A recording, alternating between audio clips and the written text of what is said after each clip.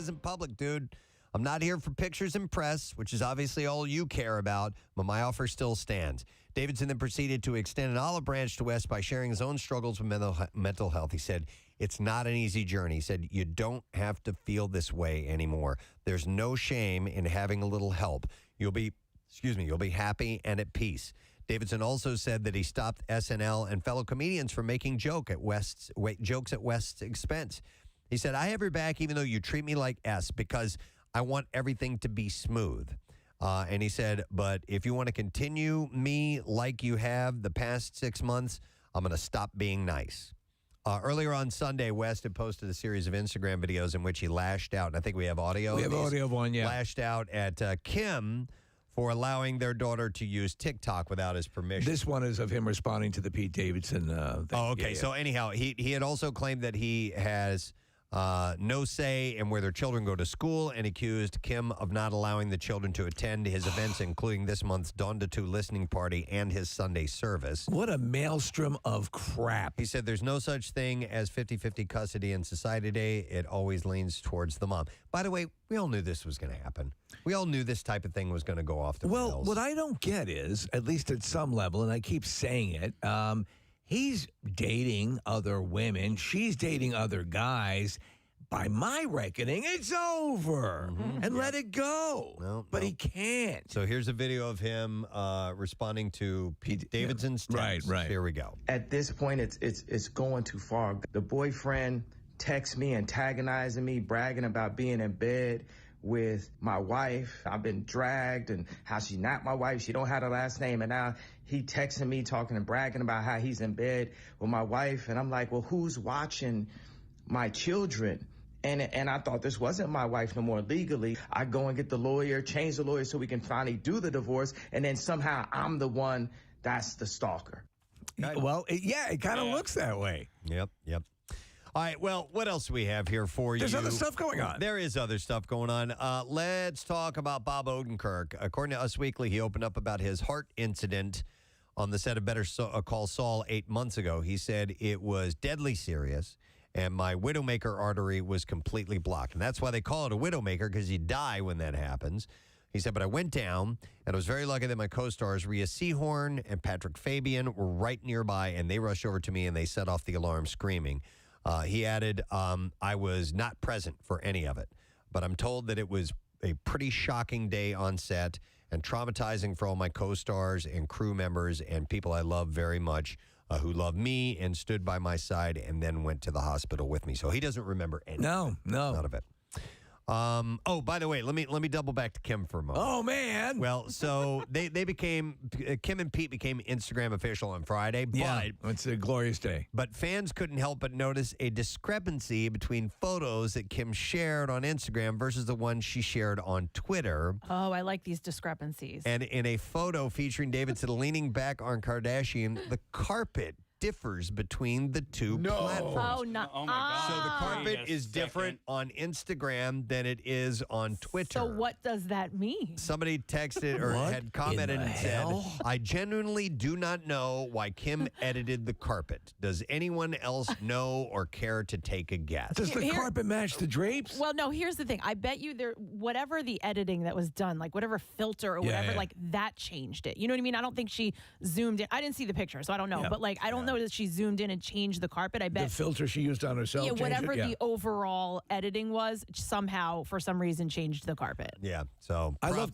sometimes now, Preston. I don't know if you ever noticed, like on Instagram photos and celebrities, the overt nature of the filters they're using is so insane. I mean, it looks comical. I did over the weekend. So a friend of and I did a selfie, right? And it was a terrible picture of us. So I used one of those, one of those apps, and I like over the top changed us. And I said it to her, I go, remember when we did a full face of makeup and went to the mall? And she was like, oh my God, it looks nothing like us. You know, it's a pretty cool filter. It's the one that animates faces in still photos. And like if you have a doll or something, but it looks kind of chilling. It's actually. really cool. Yeah, it's trippy. Yep. All right, so this was unfortunate to hear. Page 6 reports that Catwoman actor Benjamin Bratt revealed that his wife, Talisa Soto, was diagnosed with breast cancer. Oh. Now, why would they cite Catwoman actor? Anyway, he's been in so many other great movies. Yeah. But that's a bomb. in a recent interview with Today, Bratt said, this is something I typically would keep close held, but through the pandemic, through self-exam, and then by going to her yearly mammogram, she discovered that she was positive for breast cancer. He said she's doing great. Medication rocks the hormonal system a little bit, but the good news is she was found to be cancer-free at this point. So we're just on guard to make sure that it doesn't come back. Talisa Soto was a Bond girl in the movie License to Kill. Oh, no kidding. Yeah. Okay. So Tom Brady, we'd mentioned earlier that he's come out of retirement. He's going to end up playing again. But I was just kidding. He and Jane Fonda, those are names you don't expect to see together, haven't met in person yet, but that didn't stop Brady from extending his sympathies after Fonda had shoulder replacement surgery. She said, he sent me a humongous thing of orchids because I had my shoulder replaced, and I think it's going to last forever, the shoulder and the orchids. Didn't they play ball together in college? Yeah, maybe they did. So Lily Tomlin was there, and she chimed in and said, I'm going to get my shoulder replaced so he can send some to me. Apparently, Fonda and Tomlin are set to star in the upcoming film Brady, along with Sally Field and Rita Moreno. Brady will produce and star in the film, which is based on a true story about 4 New England Patriots fans who embark on a road trip to see Brady play in the 2017 Super Bowl. Yeah. So he's producing. Yeah. So Tomlin said, but listen to the names. He's got Sally Field, Rita Moreno, Lily Tomlin, and Jane Fonda. So pretty wild. Tomlin said Tom Brady phoned her to tell her he was trying to make a movie about them, and it's just really delightful to see. It was wonderful, and we so look like your typical Tom Brady fan. And Fonda said, and we're in our 80s. They said 80 for Brady. So he sent out a bouquet to her. So what do you think that was all part of the master plan to come back immediately, or was spending time around the house a little too much? I don't know. I don't think he was really spending any time around the house either. Yeah. I mean, he was at some soccer match over the weekend. No, I think he had intended to retire. It settled in for about 40 days, and he was like, no. I can't do this. I can't do this. I can't live in the real world. Mm-hmm. All right. A couple quick things, and then we're going to move on. Us Weekly reports that the 3rd season of Amazon Prime's The Boys will be released on June 3rd. Yes. Did you watch the teaser? Not yet. Yeah. No. So there's a teaser for it. Carl Urban, who plays Billy Butcher, is in it and says, I promise you, you have never seen anything like it in the history of cinema. We went bigger this season. It is a fun, intense roller coaster ride. I will tell you something. Wow. If you watch, they give away something that I think probably would have been best revealed in the series. To me, it seems like they're revealing something big that would have been trailer. That would have been an oh wow In the moment. teaser? Yes, if you're watching it live, or not live, but if you're watching it as part of the series. Okay. Well, I'll have to see what you're talking about. I gotta check that out. It's a spoiler warning if you don't want to have it tipped. And then one last thing, another one I'm excited about. Variety reports that on Sunday, Netflix released a teaser for the 3rd season of The Umbrella Academy. The show will return June 22nd. The teaser reads, The Sparrows Have Landed. So, yay. It's going to be a good summer, man. I'm excited for it. All right, we're ready for clips. Let's get to them. It's the most magical part of the morning. It is. Anne Hathaway stars in the new show We Crashed. In this clip, she explains how a documentary inspired her to take the role in this show. I watched it and I thought, wow, a group of people can really get together and just ignore reality in pursuit of a dream.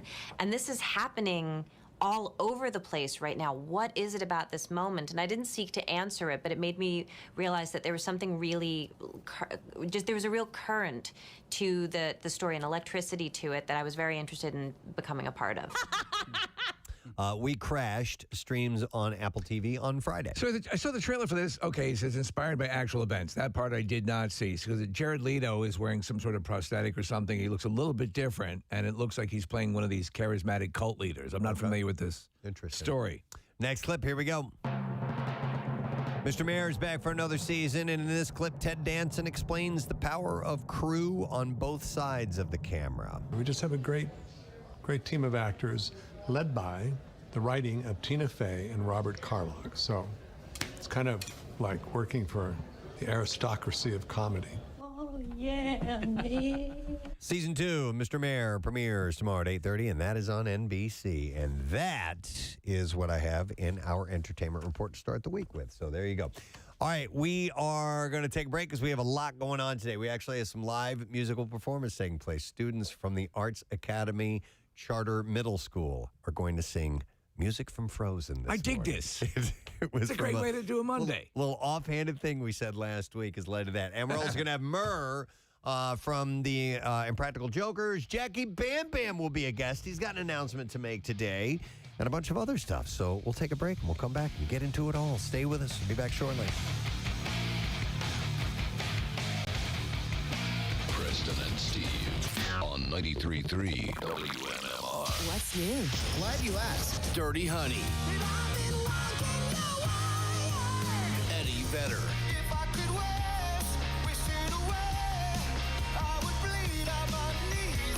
Full Beat. New music, more of everything that rocks. On 93.3 WMMR. Much anticipated show at Lincoln Financial Field. And you two, obviously, doing the Joshua Tree Tour. And a lot of us were there last night. I think Yes. everybody but Casey and Marissa. I think there was out for a concert. I think that's the most of us of the show that have been at one event in a long time. Probably. This was my favorite song, and then the screen behind them, like this. I knew they were going to do something cool with it. Did you guys notice? So when they did Mysterious Ways, they were flashing pictures of famous women, Yeah. like Maya Angelou and even like Ellen DeGeneres. It wasn't people that have just come and gone, Right. current people, and Sister Mary. Yes. They put her picture. Oh, up that's so there. cool. Yeah, she was one of the last ones. They apparently had solicited, before they get to every town, let us know who a notable woman from your city is. So people nominated Sister Mary Scullion, and she was one of the last ones up on the screen, which is great. That's so cool. So I thought that was cool. That's a friend. I'm like, wait, I know her. you know? Yeah. And then This is Kathy Romano, who every morning, Monday through Friday, does the news, relates the stories of the day in succinct order, and then reads the sports from Nick. Always a little verbose, but very informative. Oh, so you heard that too? Yeah, we were walking to Isn't the that car when they. amazing? Yeah, they were on it the was way out. astonishing. God, it was, But it was so impressive. Her command of the stories of the day, and a special nod to 6ABC for providing a lot of the influence to that. But also another friend of ours got a shout out, Senator Chris Coons. Yeah. I know. Wasn't that great? I was like, wait, I know him. Yeah, he was talking about AIDS relief that the United States has paid for around the world, and it was so Bono went onto a long AIDS. It was really extolling the benefits of and the virtues of the United States and the taxpayers, and He was thanking us. Yeah, and he was thanking a lot of Americans, and he said Rick Santorum, George W. Bush, and he's here tonight, Senator Chris Coons. Wow. By the way, you may know him because he went out to the Camp Out for Hunger, which is the same show that Kathy Romano I mentioned earlier does the news for. It's a great union of philanthropic people here tonight. It really was amazing. I know you just probably eat it for breakfast. We have a man called Pancake here. Oh man. Let's see. Five Funger Bung Punch. Five Funger Bung Punch. That's close. Funger. It's just a funny sounding word. Great group of new musicians called Five Funger Bung Punch. And they've got a message to tell you. Say, anytime you take a good solid punch to the bung, it's gonna be impactful. Like Nelson Mandela told me one time when he's having a large chocolate chip cookie. He said this thing's huge, but it's not as huge as the love on this earth that we live in. Remember that as you're getting your bung punched.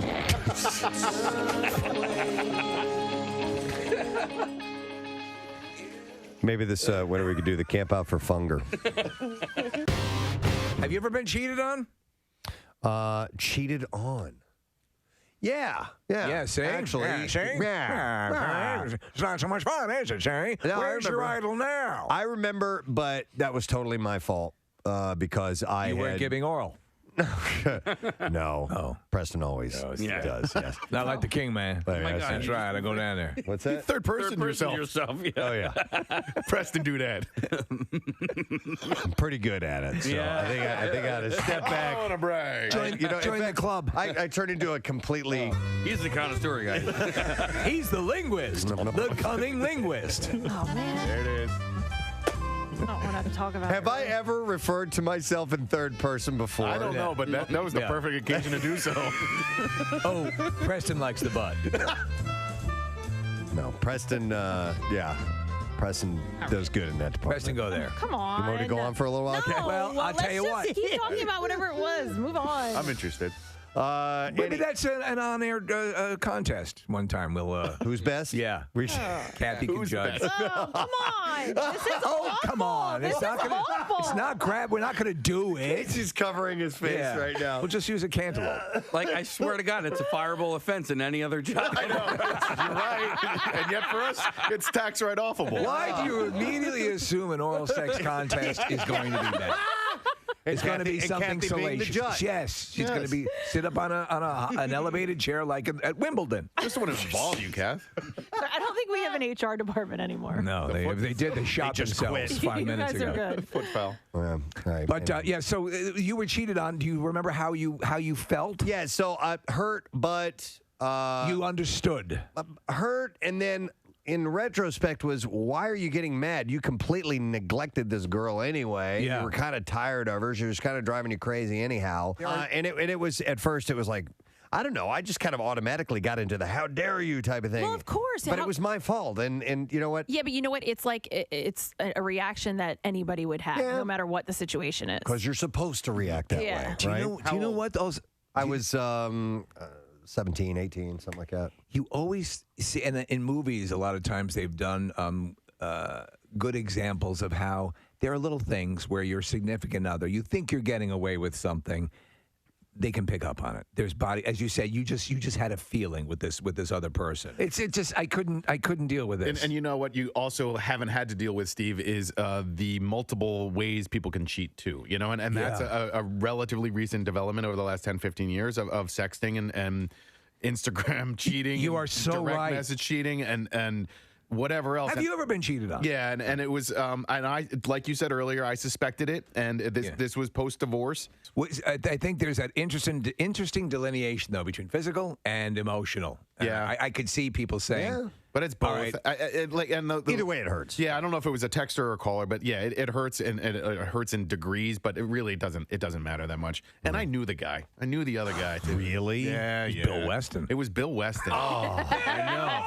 Yeah. He was on his way to the Turtle Show, and he was This is what Bill comes into the bedroom to. Oh, yeah. He's kind of... Who wants to ride the silver pony? Not everyone can take a ride on a wild Appaloosa.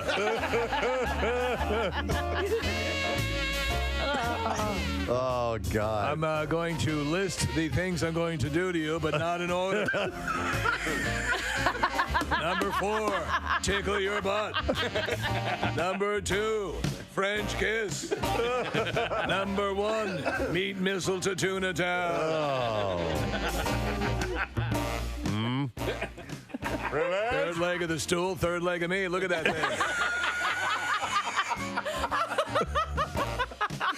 Look at that thing. got some low-hanging fruit right here, too. Right there. Look at those. Yeah. 2 low-hanging fruits. Look at those low-hanging plums.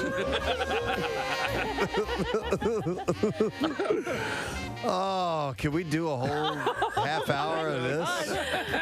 That is the promo immediately. Wow. Go now and cut it up. I'm so getting in trouble for that. Yes, you are. Kathy, who did nothing, Dare you. will be singled out. We need to get this underway. We get it got to get it. So here's what we're going to do. We're going to go to the other side of the studio. We have a table set up where our guests normally are. You guys head on over there. going over. And we're all going to be together surrounding this and opening it as if being in the room wasn't close enough as it is. So I'm going to make my way over. Casey, you're going to helm this. Yeah, All right, I'll be on the other side. All right, so I'm going to cut into this. Okay. Oh, my God. Did Wait you a learn second. how to? No. Just being in proximity to I it, know, this it's- close, it's ramped up 50%. Yeah. It is awful. Okay. Oh wait, where's your puke things? I don't think this one's not going to make you throw up. No, they're behind us. Well, wait a minute. Marissa got the directions on how to cut it. All right, come on in, Marissa, quickly. Preston needs to do it. What's that? It's covered with spines. I'm going to cut this off first. Yeah, cut that off. Yeah, the neck. Okay. Cut. I don't, Marissa. Right here, like where there's little bulbs. Okay. Oh, I see what you're saying. Okay. All right, let me. Careful.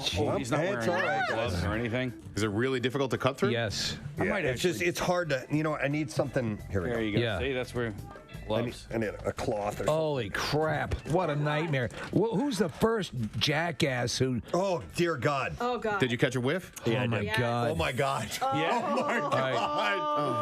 Oh. No. I'm lightheaded. Oh, my I've almost got it all the way open. All right, it's open Are now. you kidding me? Here, I'm so far away. Jesus. Can I get a little... God. Stop God. it. I don't want to do the fish. Oh, my God. That's nasty. Oh, that's weird.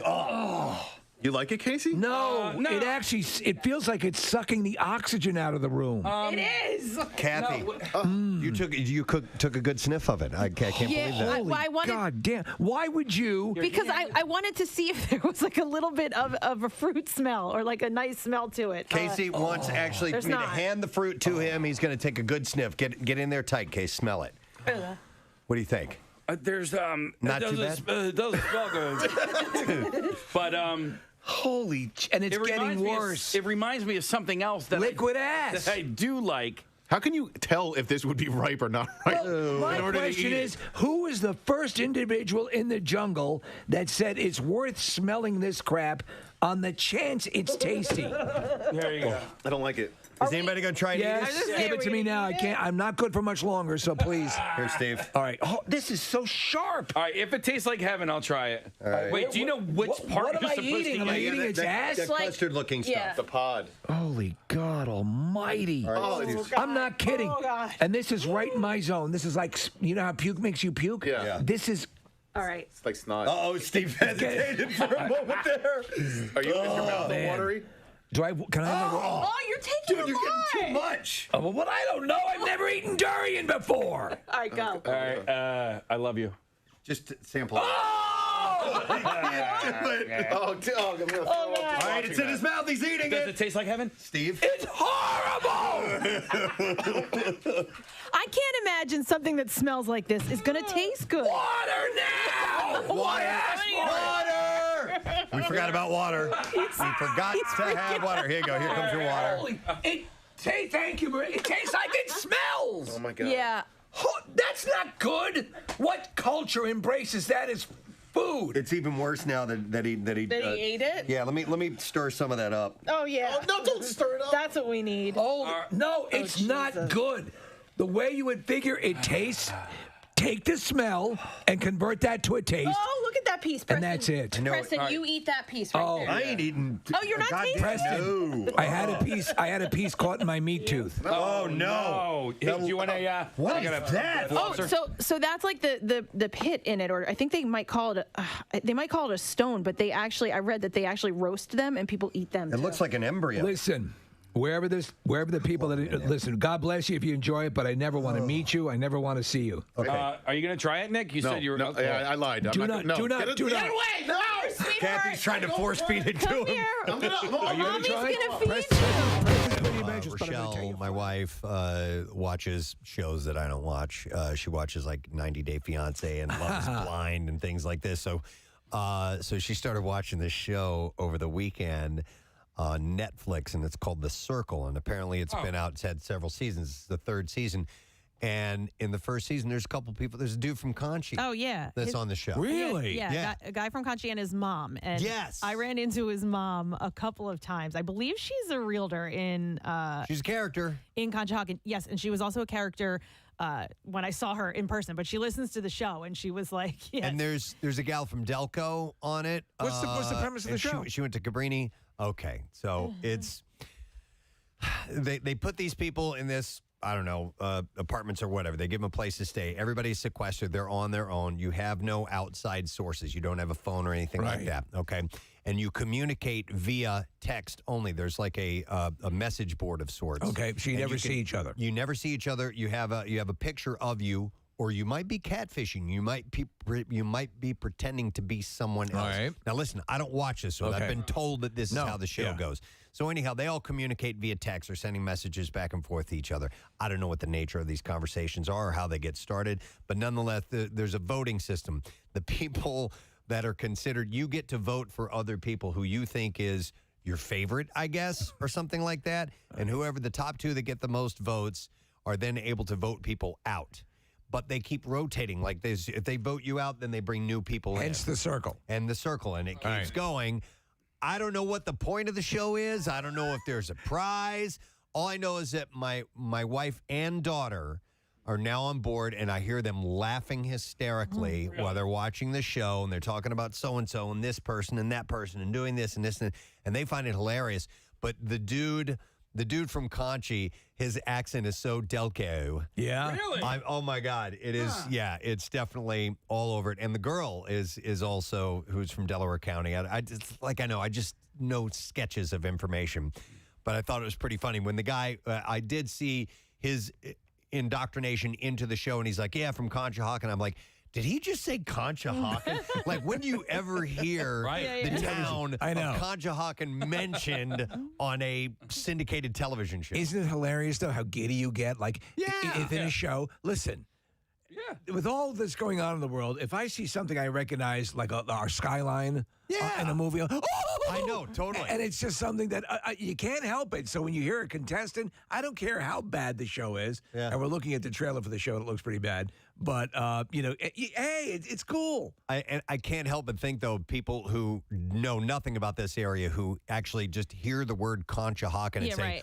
what in the hell is that? Well, I told you, I've bemoaned the fact for years that anytime someone is from Long Island, New York, which is where I spent most of my earlier formative years, they're a raving moron. And that's the way it's constantly the way it is. This kind of guy.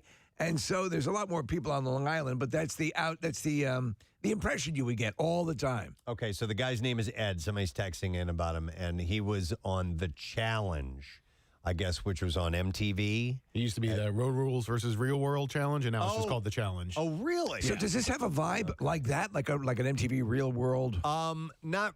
I didn't get Real World from you're it. Not watching it, but it's definitely got that MTV sensibility, and they're really playing it up for the camera and everything. All I know is Rochelle and Caroline are laughing their asses off while watching the show. So good for them. I'm glad they found the show. Sure. Now there's another show on Netflix, and I've not seen this. Steve has, though, that has a tie to our area. And it's on Netflix, and it's The Worst Roommate Ever. Yeah. Casey had mentioned it last week as well. You watched one of the episodes. I think this might have been the premiere. I watched that one as well with an older woman. So this is, as you would imagine, these are sociopaths who end up being, living in proximity to you or whatever. And then this story arose, Preston, that you're going to talk about. Yeah, some dude who ended up... the people ended up dead in this particular story. That's kind of an underlying theme to all of these, Preston? Yeah, the first two episodes I watched, and people were dead. So this was in Montco. So in 2017, it's the saga of a serial squatter, and it ended in 2 shocking deaths in Montgomery County. The story is available for streaming on the Netflix series, and it's based on New York Magazine's viral 2018 article, The Worst Roommate Ever. The series of the same title tells the story of Jameson Bachman, or as his Chestnut Hill roommate Alex Miller came to know him as Jed Creek. So his name is Jameson Bachman, but he went by Jed Creek, a name that he had used to respond to a fateful Craigslist ad that Miller had posted seeking a roommate. And that exchange would serve as the beginning of an increasingly nightmarish string of events. So you can watch this episode, but I'm gonna reveal what happened here if you don't mind. Spoiler alert. Yeah, so as Jed Bachman contacted Miller about the room, saying that he was a lawyer from New York who had grown up outside of Philly and that he needed a place to stay in the area to deal with some family issues. And after meeting up, the two became roommates.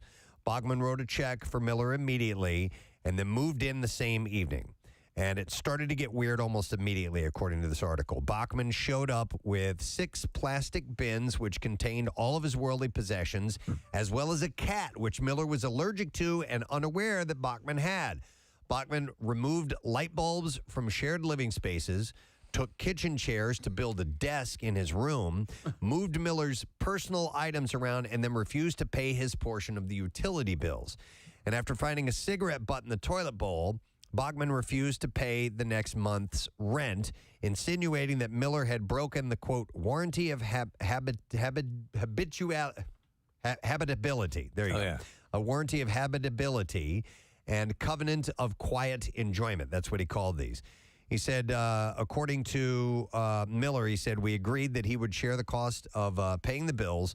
And he said later Jed would laugh at me when I asked him to pay the bills. It's not a good sign. And he said when he laughed at me, it was sinister. It was demeaning. It was patronizing, like I was stupid. Miller's mother ran a search on Bachman's phone number, revealing that he wasn't Jed Creek at all. Instead, they found out that his true identity was Bachman and that he was a serial squatter who had terrorized roommates up and down the East Coast. When you're locked into an effing nightmare like that, it just seems like there's no way out. Bachman, Miller found out, knew just enough about tenancy laws to take advantage of roommates by not paying rent, refusing to leave, and eventually forcing them to move out of their own houses. Primarily, he'd accomplished that through weird domestic torture, like clogging toilets with cat litter. But at least one former roommate, a woman named Arlene Herbiden, had physical altercations with Bachman that resulted in restraining orders. Bachman even took 2 of her cats to area kill shelters after taking over her apartment. Jesus, oh, my God. Another former roommate, someone named Sonia Acevedo, found that he regularly behaved violently. Acevedo came to block herself in her own room with a chair, worried that he might snap at any time, and booby-trapped the door when she wasn't home to see if he was entering her space.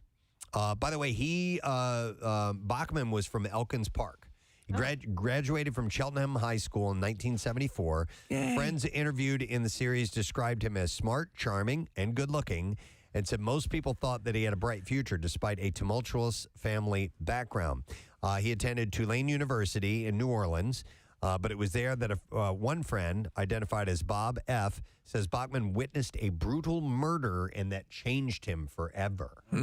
So a guy named Ken Gutsiet, a friend of Bachman's, was murdered at a frat house following an argument at the school's library. Gutsiet bled to death from a slashed neck.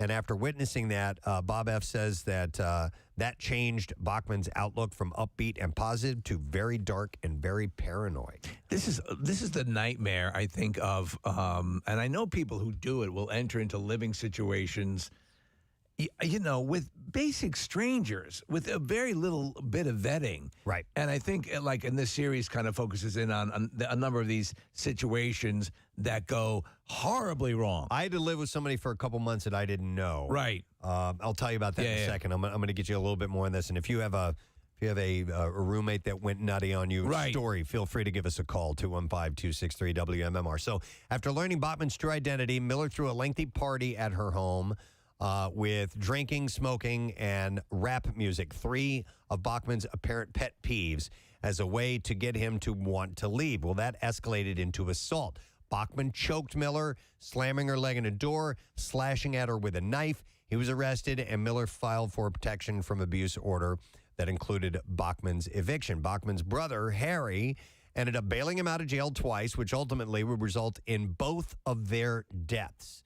So in November 2017, and I don't remember seeing this story, but Bachman killed Harry in his brother's Elkins Park home. Killed his own brother. In his home. Yes.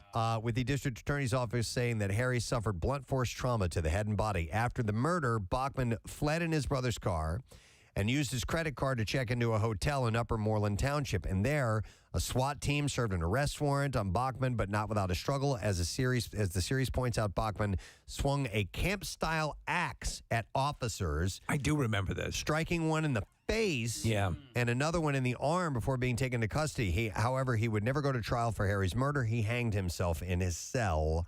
at Montgomery County Correctional Facility. So he ends up killing his own brother. 60 years old. He's got his list of things. He tortures his roommates. Kitty litter in the, to back up the toilet. Yeah. And he was doing that regularly. Yeah, He would live with people and drive them crazy. And then chase them out. And what are you getting out of that? That's the question. Is it because you just feel this need to exert control over people? Is that it? Is that the big thing? I don't know. But you talked about people not knowing each other, having to cohabitate, and it happens regularly. They do it all the time. Yeah, happens at college. You get a dorm roommate, and you don't know who they are. I had when I first started getting into radio, I entered into this internship program that was kind of a move away and live there type of thing. And the guy who owned the radio station owned an apartment complex, so he would put you together with the other intern that was being a part of this program. Right. And so I lived with this other dude for a couple of months, and after, it was fine. First few weeks are always fine, right? Yeah. And then after a while, he started getting a little weird. Nothing, I don't have any really good stories for you, but I just know that after a while, I was like, yeah, this is why you don't just join up with people and start living together, because after a while, you're going to find out something about them. If you know somebody for a series of months, at least you got a pretty good idea at who they are and what their quirks are. And it's not so unexpected if they are acting strange. You're exactly right. That's why it always caught me as incredibly bizarre when you'd see, like it used to be years ago, classified ads looking for a roommate. I'm like, really? Right. Yeah. Really? Yeah. No, I'll live alone. Yeah. I'll work harder. I'll work around the clock to pay my rent, but there's no way I'm just out of the blue going to live with someone. See, in Canada, a lot of times people will turn their basements into apartments that they will rent out to people. And I know this from HGTV shows. There is no way I could possibly ever rent out my apartment living above. My I had parents two have done basement it. apartments. Yeah, my parents have done it. My dad has always put something either in the basement or off of the side of the house, and they've always had a rental. No kidding. On their house, yeah. Ever have any crazies? Yeah. Any people go a little loopy? No, not real. No, I don't think so. I mean, they my mom was always trying to help people. So it was always like, you knew the person through, 3 lines down. It was like a friend of a friend of a friend or whatever. Okay. So they didn't really I don't think they ever put it out there to say room for rent and just random people came in. It was sort of word of mouth. Word of mouth, but a lot of times is the case. I told you guys some of this story. In fact, one of those basement apartments was in Brentwood, Long Island, and then the people who lived upstairs rented the top part of the house to this jackass. And so this guy was on the run from all sorts of bill collectors. Oh, wow. So I was constantly dealing with people who would come around to the door in the basement, the other apartment, looking for him, all the time. And I'm like, come on. And then eventually he was supposed to be the one who was making sure the bills, good call on the landlord, paying for the water and all that stuff. That all got shut off. So eventually I told you one night I switched all the locks in the house so that they faced my direction. And I'm like, no, this is not going to happen. I had to put my foot down. And then after a while, you're like, why am I fighting for this turf? There are other apartments. Let me get out of here. Right. Why is this my battle? Yeah. Let me go to some calls. I have Laura standing by. Hey, Laura, good morning. Hi, good morning. Hey, what's up, Laura? Hi. So my neighbor and I were just talking about this because we were just talking about the show. When I was 19, I made a very bad decision to go on Craigslist and try to rent a room from a stranger. Oh, yeah. I went to Temple and I didn't like my dorm situation. So, very long story short, I met somebody who I was renting his basement from him. He was a little older. He seemed like he had everything together. We signed like an unofficial agreement, I guess, for me to live in his basement. And just like you were describing, like things were just a little off. Like things were weird. The basement apartment also was not a real apartment. It was just a finished basement. So we shared laundry, we shared bathroom, we shared kitchen. Yeah, no. So, Laura, that sucks. So things were getting weird, really weird. I couldn't put my finger on it, but I felt very uncomfortable. So he said he had a work trip coming up. So I was like, this is my time to move out. I don't know if he didn't go on a work trip or whatever, but he showed up and saw that I was boxing things up and literally locked all of my stuff in the basement, and I could not get into the house anymore. He like locked me out of the house. And this is on 18th and Federal in North Philadelphia. Oh God. Okay, so you show up and it's locked. What do you do? I called my dad. Okay. Yeah. And I said, you need to come help me. Bring your gun. Yeah. So he came down. It was in the middle of the night, which adds another creepy layer to it.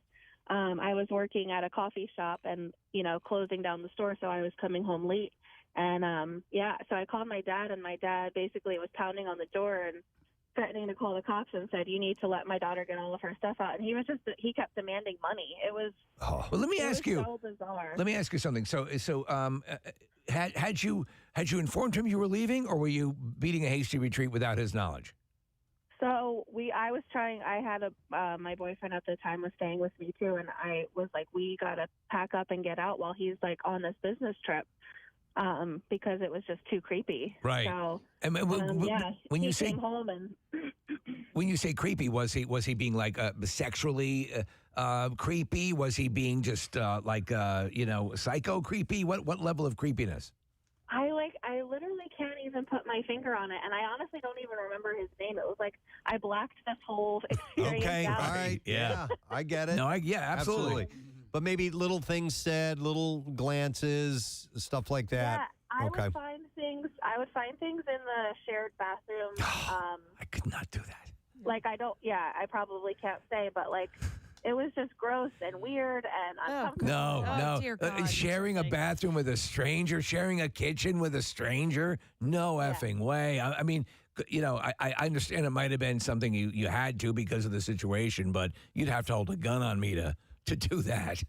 Oh, well, now I'm a mom and I'm an adult, and I'm like, my kids can never, ever, ever do what I did. Yeah. And it was like, I felt like it was out of desperation almost because I couldn't afford rent by myself. So I really wanted to be on my own, living in Philadelphia. Like I just wanted that life.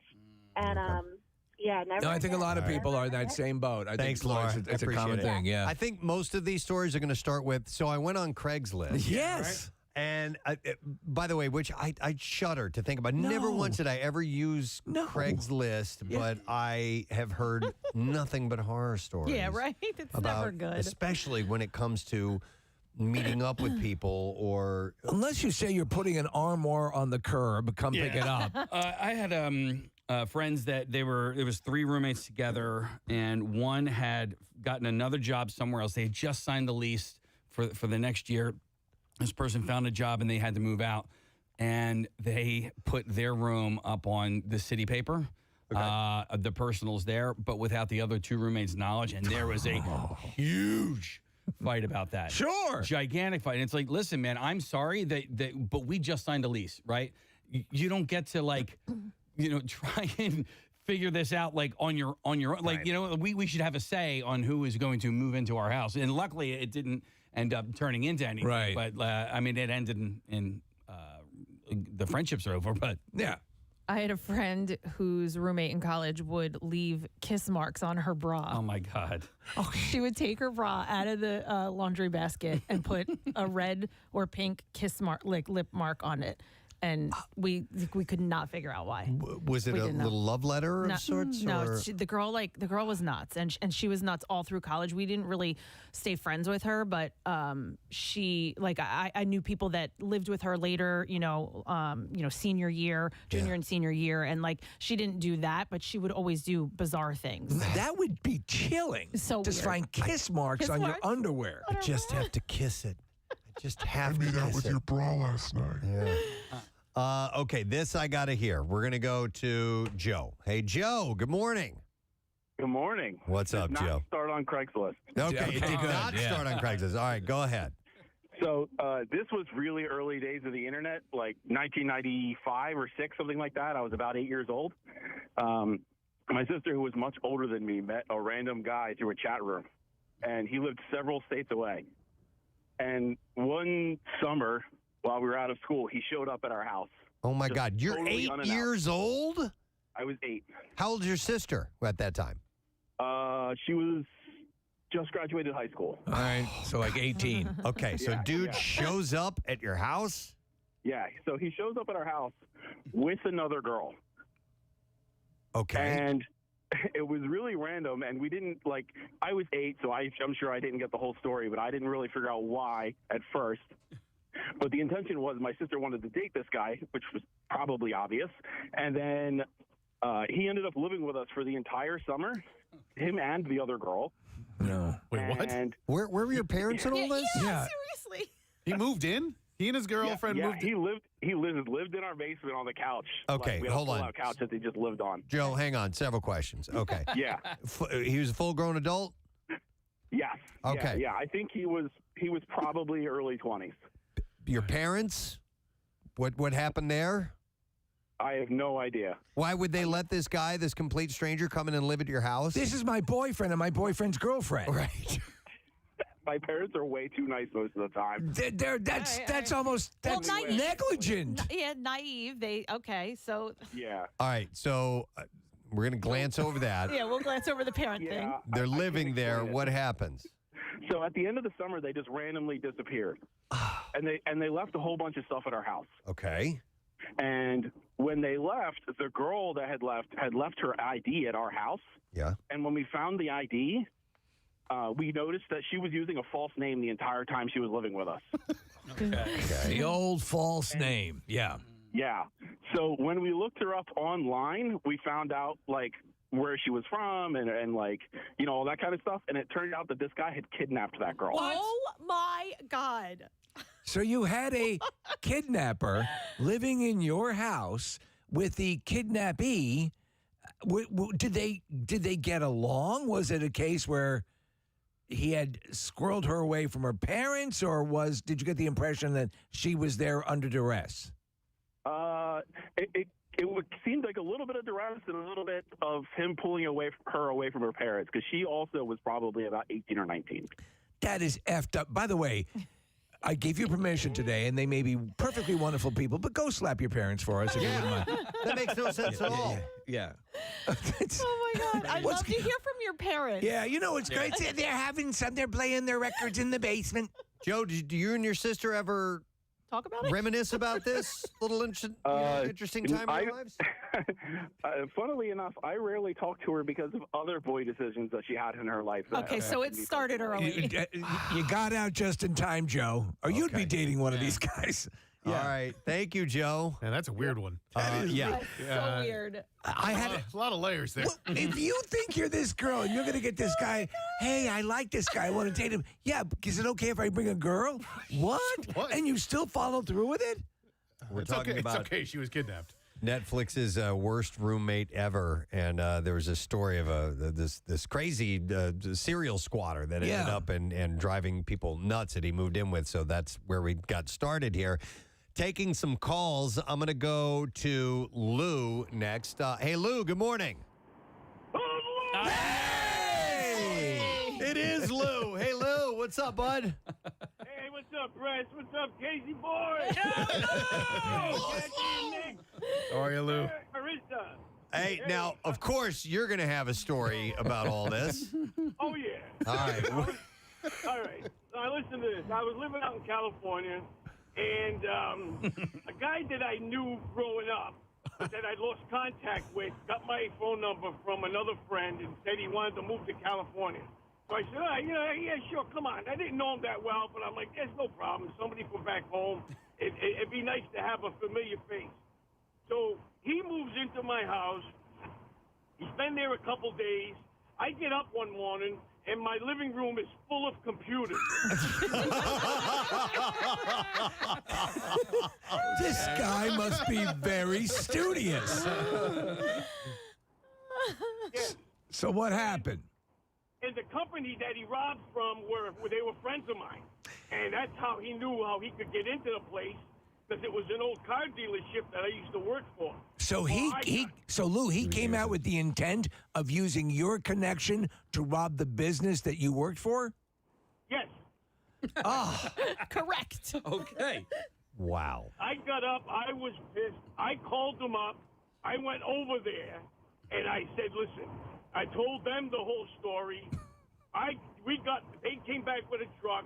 We got all the stuff. I told him he better, get out of the house while my buddy and his buddy come in and bring all the stuff back.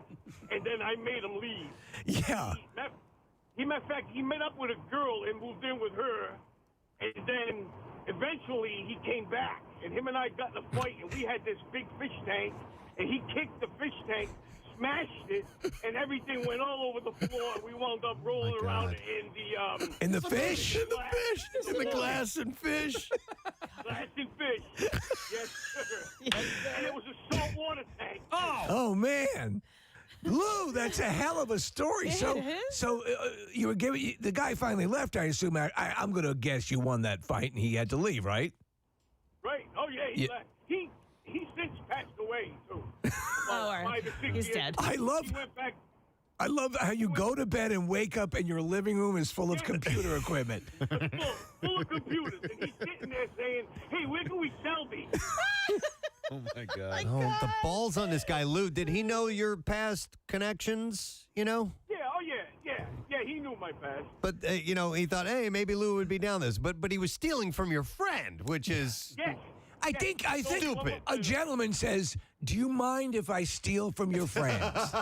At least open it that way, right? And then we can fence it together. Oh my God! Right. Oh yeah.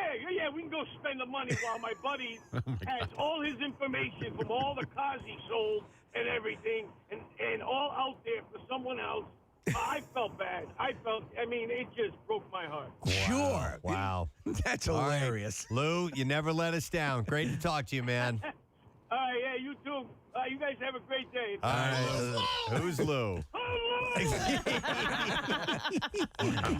Dude. I love that. That's great. But that goes to the point. Now, obviously, there was a type of character he was dealing with. But you don't know. Marriages fall apart after people have been living together for a while. Finally, you go to that neck. We had a whole topic about what you found out about something you've been living with somebody you've been living with for years. Yeah. You think it's going to be better if you just met them on Craigslist, or hey, come live with me? Let me go to, we have Gary has an interesting story to tell. Gary, good morning. Hey, good morning. How are you guys today? Good. What's up, bud? So this is a really crazy story. So I went ahead and I started renting a room on the Jersey Shore for $400 a month, which is like unheard of. Right. And I was super happy about it. The person who I found out was renting it was a friend of a friend, so I didn't think anything of it. And while I stayed there, it really wasn't a big deal. It was like a shared kitchen, shared living room, and I had my own bedroom upstairs, and she lived in the basement.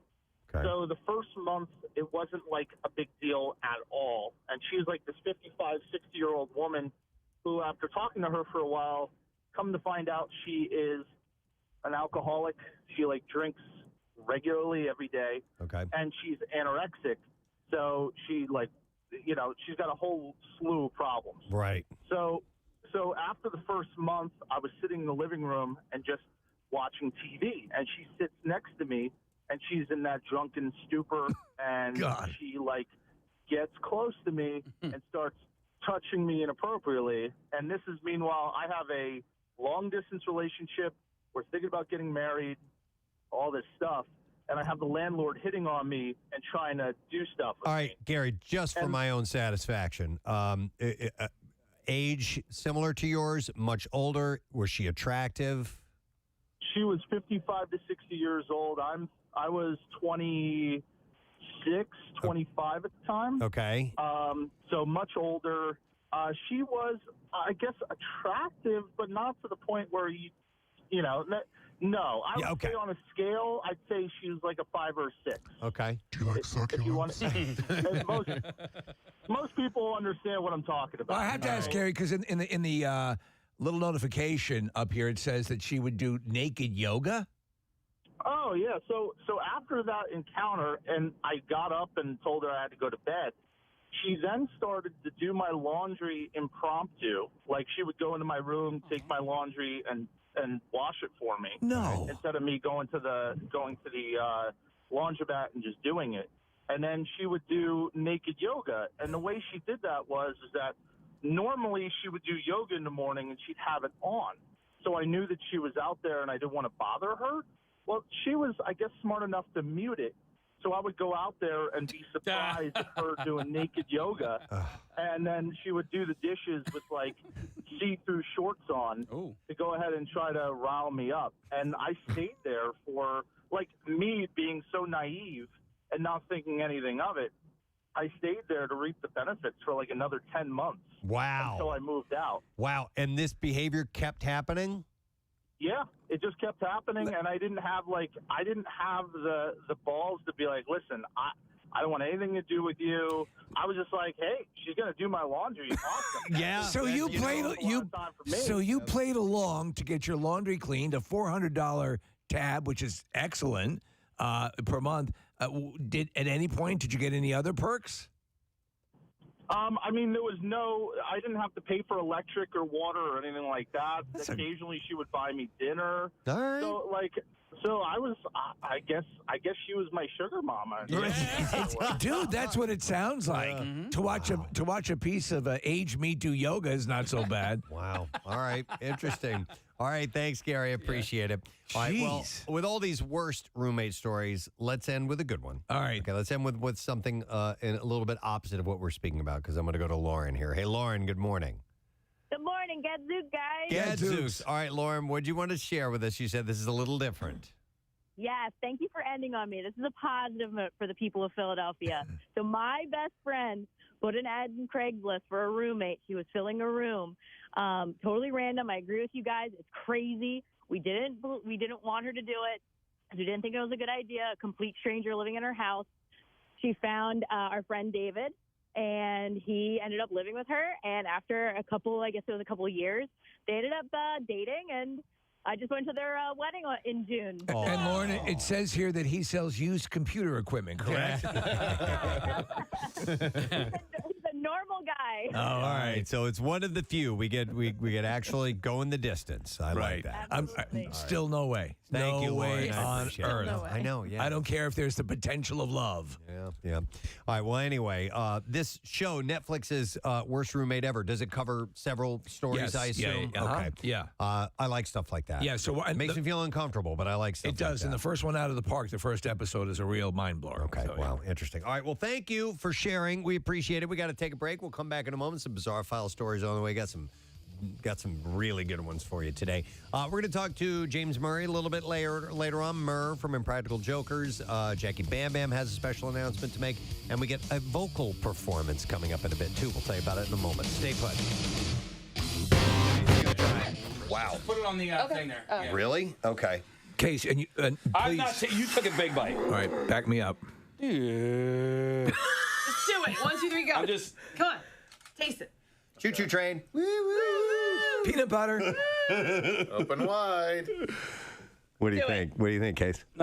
It's horrible. Did you taste it? It's horrible. I'll tell you what. You're insane. The aftertaste is not that great. Now, listen, I just took a little baby bite. You're insane. All right, so I'll eat that, okay? Yeah, I eat this part. That's enough. Any amount is go. All right, he's got it in his mouth. He's tasting it, and he's kind of has a confused look on his face. Now he's got a disgusting look on his face, and now he looks like he wants to ask a question. Okay, hang on. Okay. Hang on. Yeah. Nope. No. It's not good. No, but it's almost good. Okay. It's it has the texture of avocado. I don't like the texture. Like it's almost like I ate snot. It's like you're eating someone's bunghole. It looks like snot. It feels like snot. But okay. All right, seal this sucker off. It's got like simultaneous flavors. I will tell you this: they were not lying about the sharpness of the spikes on this thing. If you were to slam this against someone, you would hurt them. Hold on, I'm sorry. I'm gonna just take a little taste, but there's also like some sort of rice cake or something that has this cooked into it. If you want to try. Oh, that. really? Are you kidding me? Oh, okay. All No. right, I'll try that. All right. All right, Nickel. Try No, you're not allowed to have the rice cake unless you try fine. it. All right, I didn't have my meal. I'll have made up rules. Both Casey and I can have the rice cake. All right, I'm going to try it. Nick's going to try it. The durian fruit. Go for it, Nick. Okay. Oh, instant regret. Instant regret. All right, so it's disgusting. Yeah. All right, so now all right, Steve. You can now try the rice cake. Does it taste better than it smells? A little bit. I think so. A little bit. A tiny bit. Okay, That's not, but it's not saying a lot. I'm going to try it. I'm going to try a little piece. All right, okay. All right. Oh God. Is there a little seafood in there? No, I don't want to do it. There's a little bunghole in there. Okay. That is awful. Yeah, it is. All right, we have to get to this Surströmming. All You right. could actually taste the melon in that. Like there was like Honestly, I understand, Casey. Gross. I understand eating things that are not in our normal palate wheel. I got that. No. But this it says it makes you less of a human if you eat this. It's disgusting. A New Hampshire woman is recovering after a rabid bobcat attacked her. It was dusk when Elise Dabrowski made her nightly trip to lock up the chicken coop and decided that she would. I'm gonna go out and lock up the chicken coop. I'm just doing what I do every.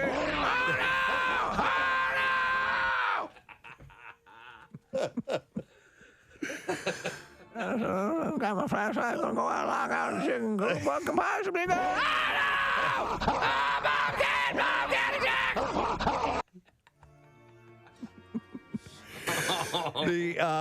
She was while she was locking up the chicken coop, she decided she'd do a little bit of weeding in the garden. There's goddamn weeds all over the place.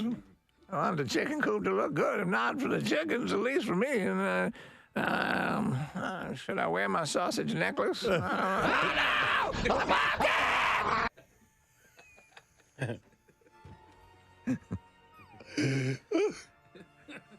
The 80-year-old grandmother was hacking weeds near her rose bush with her sickle when the bobcat pounced. My goddamn sickle. And the bobcat. Look behind him at a chicken coop. What was that? Bobcat! I just like how you have these different developments in this story. So anyway, she was hacking the weeds near the rose bush with her sickle when the bobcat pounced on her and sunk its teeth into her face. Yeah, they go for the head. They go for headshots. The neck and the head. She said, all I kept thinking is, why? Why is he doing this? Why is this? Why? We have so many more days to live. Why is this stupid cat attacking me? She said. Mother effing back for more. You want more? You want a piece of me? Son of a bitch. Now she's just pissed. Yeah. She's fighting back. Yeah. We're going out together, you bitch. Yeah, come at me. I'll dice you up. Cut your head off.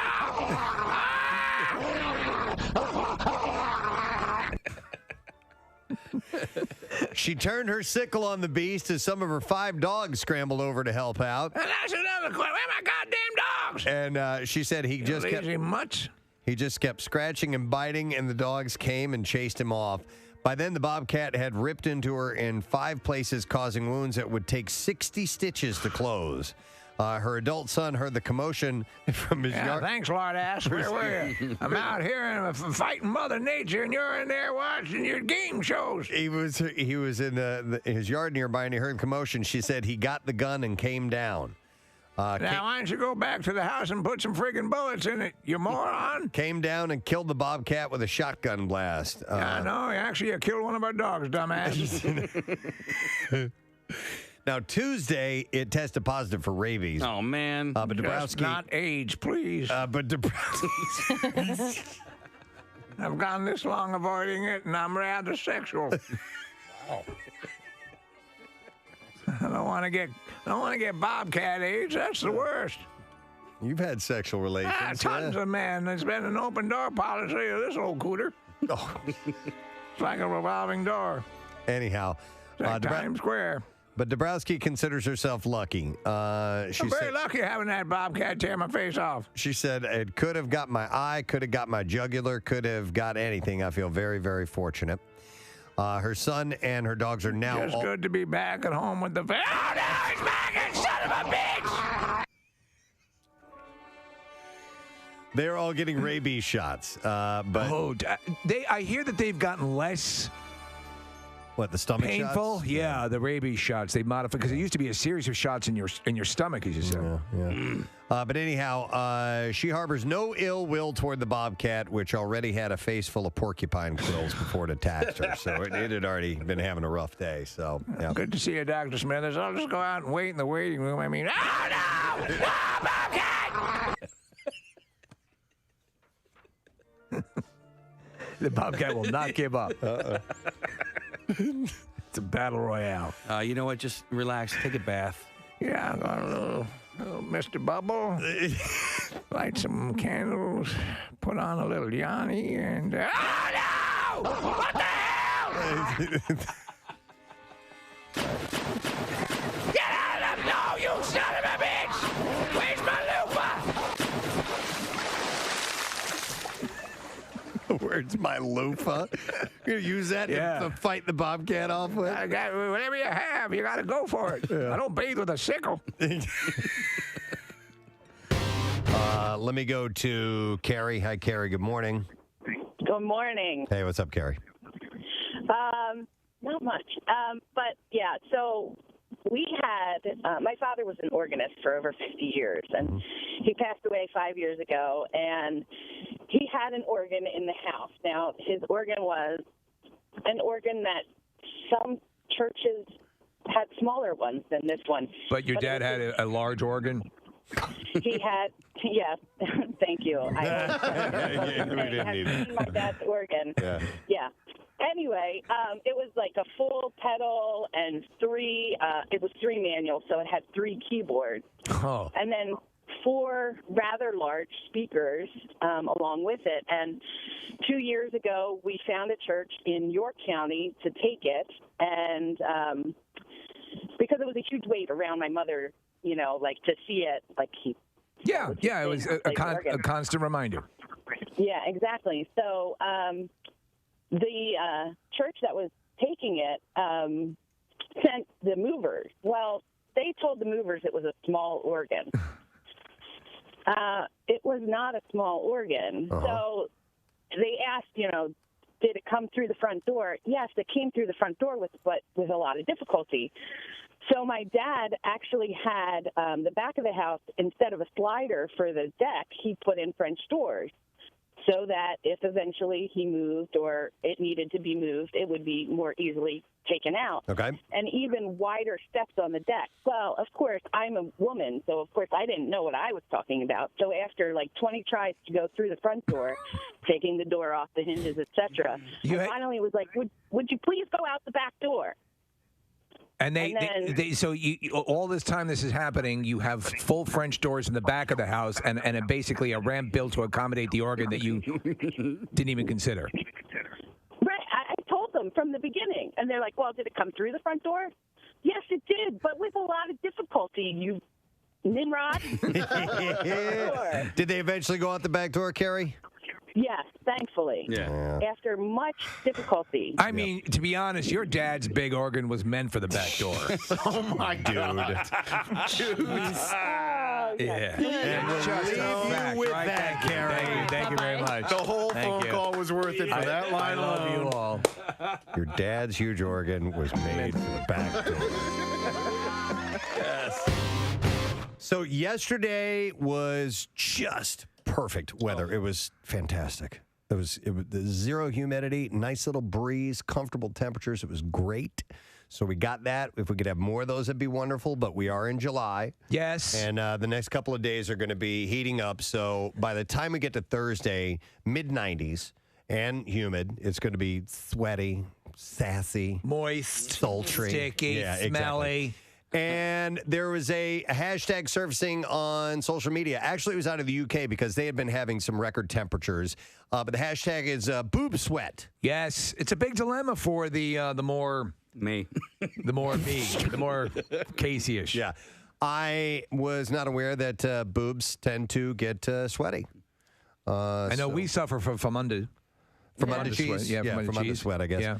Is it the underneath part that? Let's consult our large-breasted traffic reporter. And now, from the Breast Bureau of the WMMR Morning Show, it's Kathy Romano. And now we go to our on the scene correspondent of the Buxom, Kathy Romano, to talk about booby sweat. I gave you That introduction not as good as the traffic one. Okay, so what is your question? Does it happen or where? Yeah, is that something you have to be ready for when you're heading out and it's going to be really hot, or boobs? One of the things you got to worry about getting all sweaty. Yes, my boobs sweat, but I think it depends on. I mean, I can't speak for girls with smaller boobs, but I mean, yes, like I have an underneath part and also my cleavage. Really? Oh yeah. So it's where there's close proximity. Skin on Yes, skin. skin on skin. Now you're not gonna see it. It's not gonna drip through my clothes. Oh or my anything God! like Are you that. kidding me? It looks like you've been shot in the chest twice every time it's warm outside. No, But- you don't see it, but you're in air condition when we see you. Yeah, and also if you if I were to work out in a cotton sports bra or a cotton shirt, you would see it. You would see it there. It's almost like pits, but Yeah.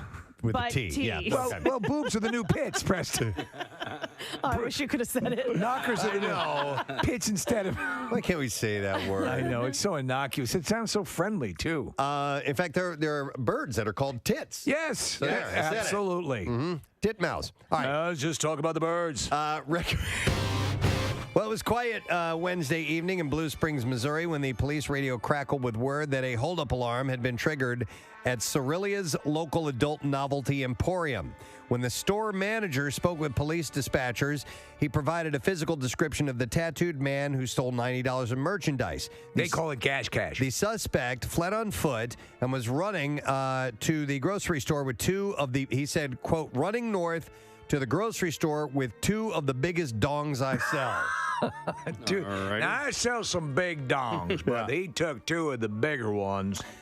An officer described the suspect as a white male shaved head tattoo on his neck who stole 2 dildos and a bottle of lotion. Yeah, he stole one of them there lurches, which are huge, and one of them Sasquatches. The manager recalled swiped a $47 11-inch All-American Ultra Whoppers curved dong intended for use in a strap-on device. Yes, I'm curious. Do you have the ultra-wide curved dong? It's the American Ultra Whopper. Put it aside for me. That's ROMANO. That is the Ultra American Super Curved Dong. Is it not? What is the vein situation like with that? Oh, very good. The vein situation. The thief also stole Would you say there's the end of it? What is that like? Is it wide? Is it wider? Well, I'll come in and see. And Is it online? I want to take a look at it. What's the return policy on that, too? The thief also You can stole... always resell it on the yard sale site. Yes, on your Facebook site. Kathy actually Ladies. saw resale on a dildo? Yeah. It was Are you kidding me? It was a glass dildo. A woman sent it to me, and I emailed her back. I'm like, is this for real? She goes, I promise you, I saw it. And she said, like, a few hours later, it was taken down. That is crazy. Now, the thief also stole a 10-inch dildo and a 4-ounce bottle. Preston and Steve's Bizarre File. This morning, it is brought to you by Sequoia Outback, celebrating 25 years, making backyards beautiful all over the Delaware Valley. You can stop in for their annual Spring into Sequoia sale, which is going on now, Route 309 in Hatfield, or at decksupplies.com. 5 people were injured, one critically, in a Friday evening crash in Pennsylvania that ended with one vehicle on the roof of a restaurant and another one into the side of the building. There's a really interesting story about how this happened and tragic as well, but Teresa Riso was in critical condition in Danville after crashing her BMW into several vehicles and then through a concrete barrier before landing on the roof of Golden Chopsticks restaurant. Holy hell. Paul, I kid you not.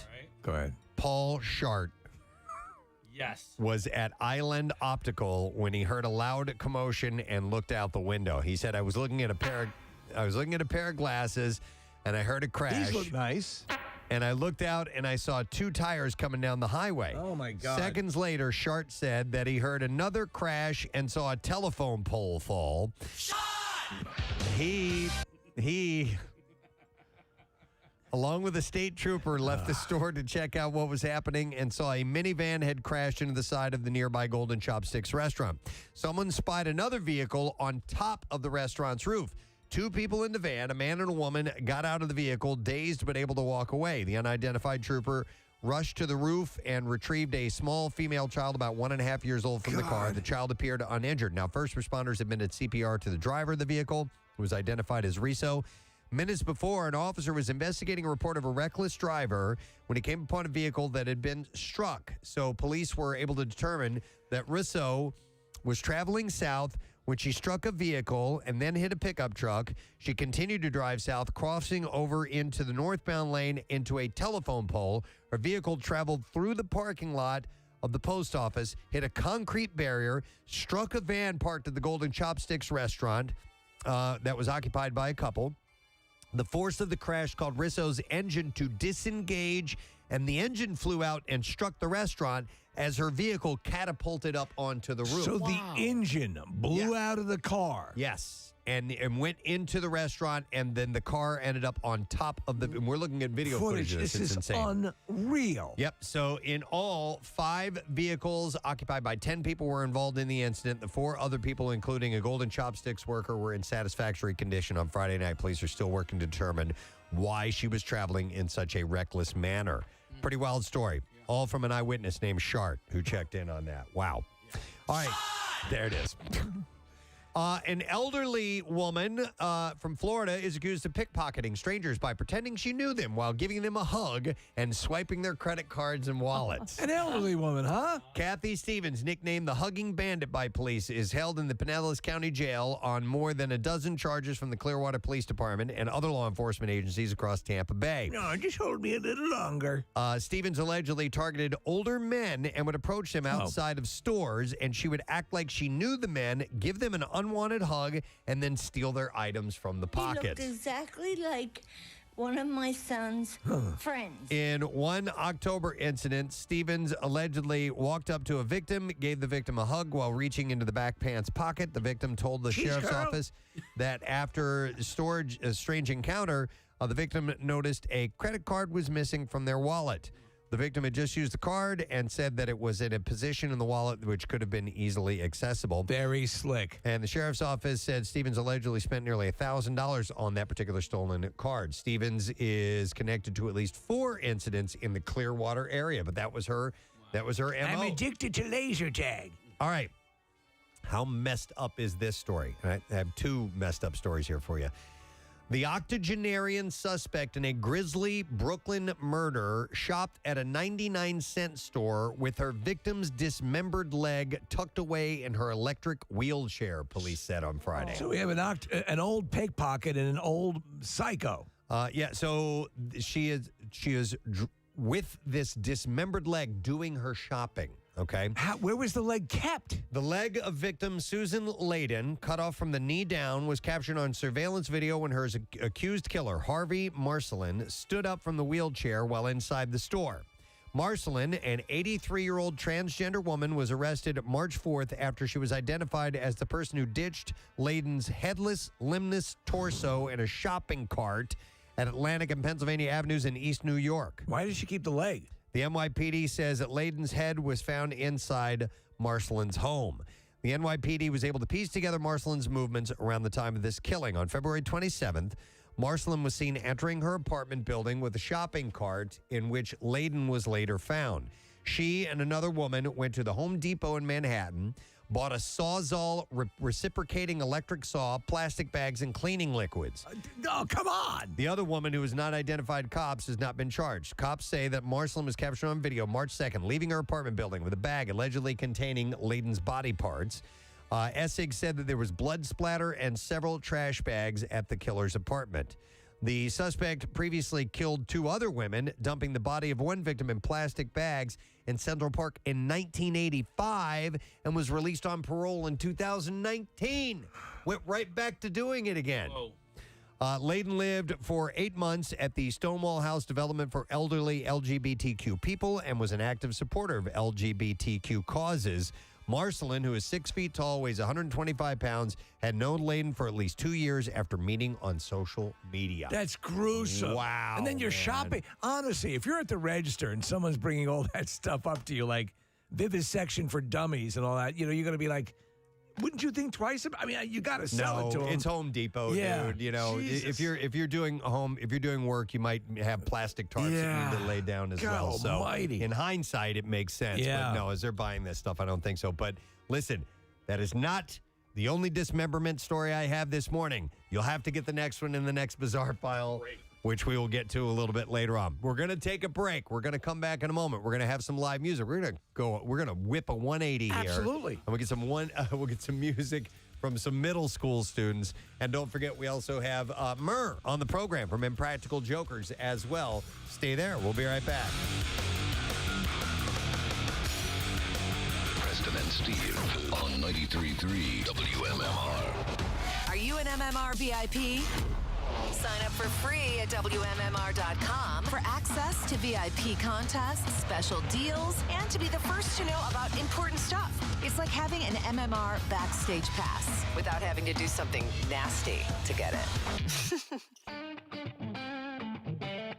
Hey, happy anniversary to our friends at Sequoia Outback. For 25 years, Sequoia has been making backyards, I should say, beautiful all over the Delaware Valley. So if you are ready to enjoy your deck or patio, but it's not ready for you, then you need to visit the Dexperts at Sequoia Outback. They have got any and everything.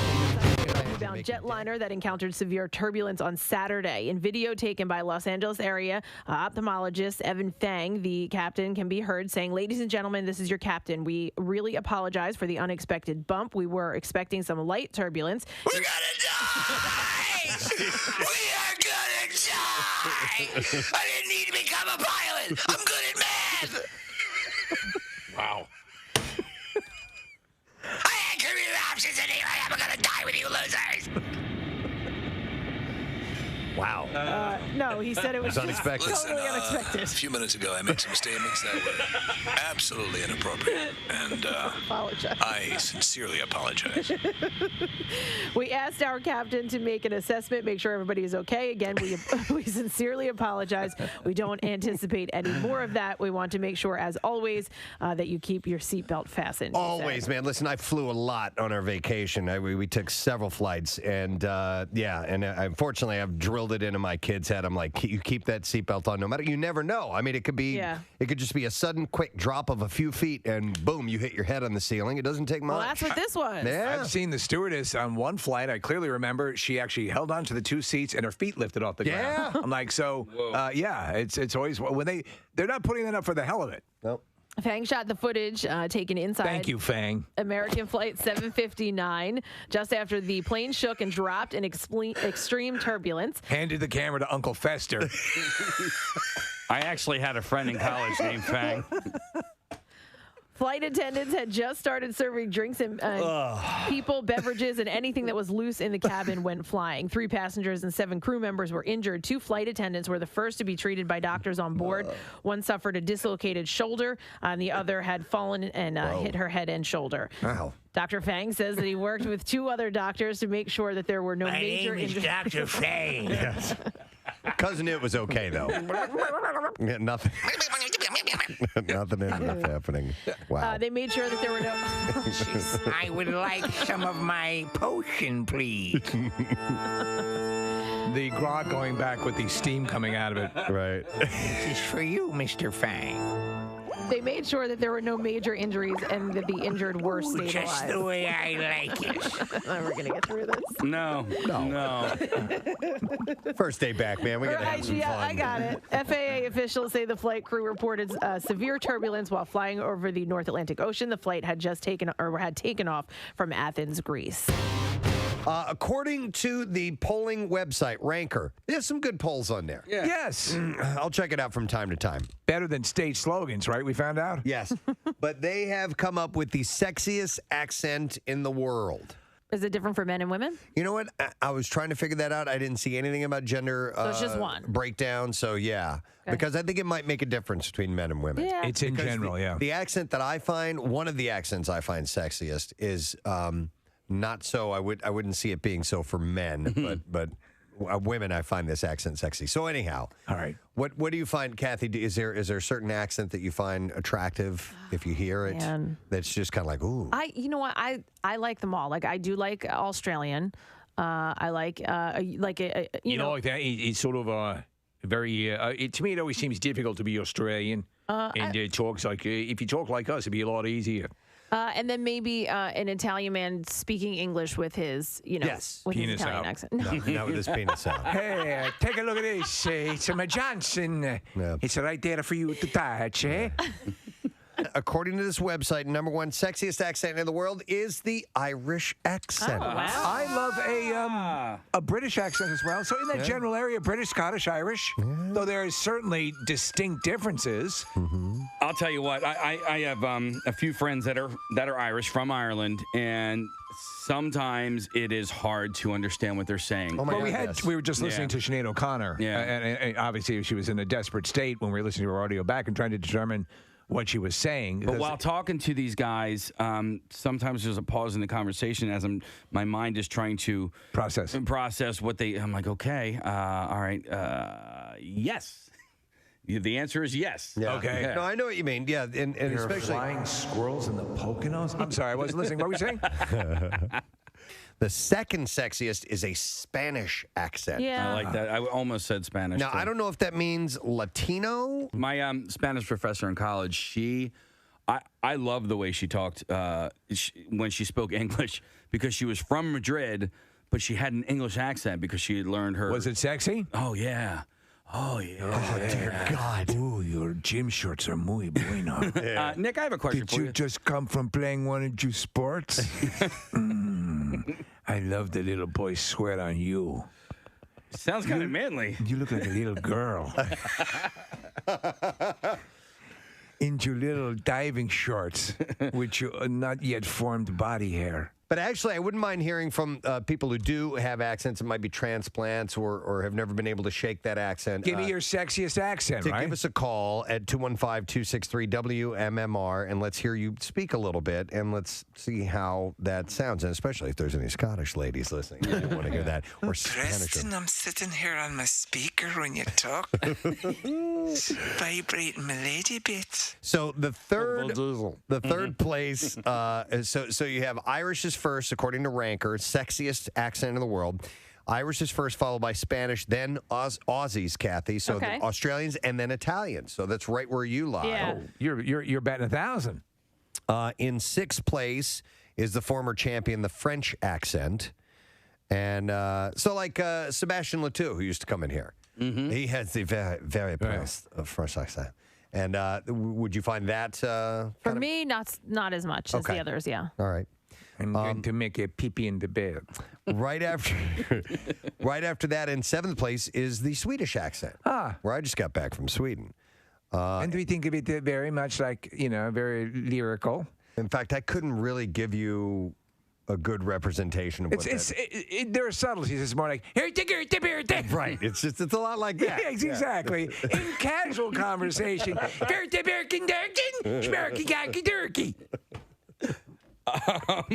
so those are the subtleties that you don't pick up. Nuances. The nuances. You can hardly tell. So followed by Swedish is Japanese. In eighth place for sexiest. Yes. Now, I wonder if it goes for both men and women, and that's the case we're wondering about the delineation here, because I think there is a sing-songy, lilting quality to a female Japanese. I would say no for men. I'm doing a stereotypical. Yeah, but the thing of it, but Japanese. When we were in Sweden, we were getting ready to fly back, so we were in the international terminal, and there's people from all over the world that are flying in and out.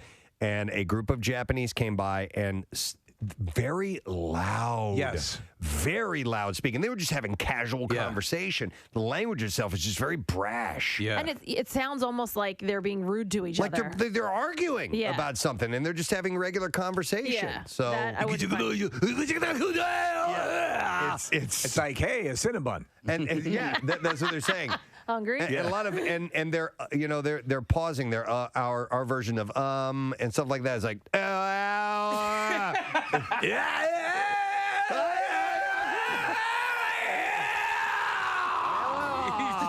Thinking. I can't think of the words. Hey, Fong, do you want to go to the Cinnabon?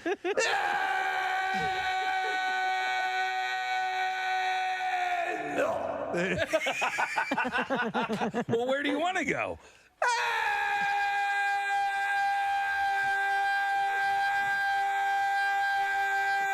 Chickies and beats. Oh my God! Hang on, let me get I have an accented individual on the line. I can't say your name. What is your name?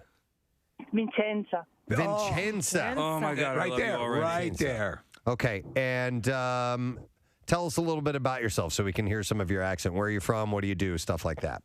Well, I'm from Sicily, Palermo, and I came here about 15 years ago. About 15 years ago. Do you get complimented on your accent? Yeah, a lot. I used to be a waitress, and I had some people saying, like, when you're at the table, you say the daily special. And some people will be like, "Oh, what a nice accent. Can you say it again?" Well, you know what? My wife and I were at an Italian restaurant recently, and the waitress was directly from Italy, spoke very, very good English. But I agree, when she rolled out the specials of the day, it made them sound that much more enticing. Yeah. It definitely, you're in an Italian restaurant, it sounds very authentic. Vincenza, can you maybe recite a couple of the menu items in Italian? I'd love to hear you speak in Italian. Pappardelle bolognese. The pasta bolognese. Yeah. It already tastes better. It does. How did you say SpaghettiOs? No way. She wouldn't say it. Some nice spaghetti-o. I like it. Can you do me a favor? It says here, Jenny is born in Albania. I'd be curious to hear what that accent's like. Hi, Jenny. Good morning. Hi, I'm sorry. I'm driving. 1 second, please. That's okay. 1 second, please. Good morning. Hey, good morning. So you're born in Albania? Yes, I am, and I was. Okay. And then I moved to Greece when I was 20. I lived there for a good 7 years. Where's Shakira from? Is she Colombian? Shakira. Oh. She has a sexy accent. Yes, and I look like her a little. Good for you. I want that bathtub photo, too. Jenny, what is your compliment? What is your real name, though? Yes, my name is not Jenny. It's Nejmia. Najia. It's a pleasure listening to you speak. Yeah, thanks, Jenny. We appreciate it. No, thank you. When I worked for a year, we live in Springfield. Go Delco. Oh, my God. Oh, let's get classic for some Delco. pizza. She has a classic Delco accent. That's right. Yeah. I'll take you out for some water ice. She's got to come in and visit us. Can you come in the studio sometime? Oh, that would be amazing. All right. Well, hang on. We'll get your information. We'll tell you how to do that, okay? Okay, thank you so Hold on much. just a second. No problem. We need to get a lot of accent, Kim. And I think it should just be exclusively women with sexy accents. Yeah. But get a lot of different accents in there sometimes. We should like United Nations Day. International Day. Yeah. Exactly. I like Our next guest is back in town. We love having him here in our studio. He's going to be at Helium Comedy Club tonight and then through the weekend. You know him, of course, from years at Saturday Night Live and a gazillion different movies. And from this particular clip, please welcome John Lovitz to the show. Thank you. Thank you. Wonderful to see you again, sir. Welcome back. Really. Oh, yeah. This is a picture. Did you post this recently? What is this from? We saw they put this up on our monitor earlier. It's you in sunglasses, and you look. Yeah, that's in Hawaii at the Royal Hawaiian. Oh. I was very happy. Oh, I love Hawaii, and I'm laying on the beach. I just took a picture. And Well, you brought your dog with you today. That's pretty. You travel with your dog? Yeah, his name's Jerry Bruckheimer III. Jerry Bruckheimer. Yeah, you saw him. If I was on Celebrity Apprentice, he was on that, and then he was on the show Animals. I did an intro to it's a cartoon on HBO, and they go, "Come back. We want to film your intro, and we want Jerry to be in it." I bring him everywhere. It's his great company. Traveling with him? Do you have to make any special accommodations or? Well, when I fly, I had to get him a pilot's license. Get him an actual pilot's license. Yeah, so they go. I go. He's the backup pilot. Oh, wow. All right, and then he sits up with the pilots. So he gets to go. He gets cockpit access. Yes. Wow. But he's that's small amazing. enough; he can go right under the seat, right? Do you have to pay for that, Well, or is he a carry-on? Oh, okay. I'm not allowed to talk. Okay, I see. Let's just say accommodations of Let's a just name. say I have a deal with the government. I can Is tell he a you, but then TSA? I'd have to kill you. I'm not allowed to say. Has it been, John, 27 years since? Oh, there he is. Oh, my God, that's hilarious. Hey, listen, last week we were we were talking about Sweden or something like that, and then Casey or Steve said a fake Swedish word. What was it? Hirter, Firter? Huge. Yeah, something like that. And Casey's like, yeah, the song Huge, or something from Frozen. I'm like, I don't know what you're talking about. Turns out it was from the musical Frozen. Not the movie. And I was wondering if maybe it was the hey ya, which is at the beginning of the movie. Right. And they play it at the end as well. It's really beautiful vocalizing. And lo and behold, we get a text from a teacher who said, hey, I get these students, and we're working on that very song. Not the here, there, or whatever it is. Because the heard that we didn't know the heard, but we knew the hege. The hey ya. And she had texted in to Nick, and I'm like, well, tell her, let's have him do it for us. Yeah. So that's how we got here. Yeah. And we would like to welcome to our, via Zoom, from the Arts Academy Charter Middle School, Mrs. Ealing.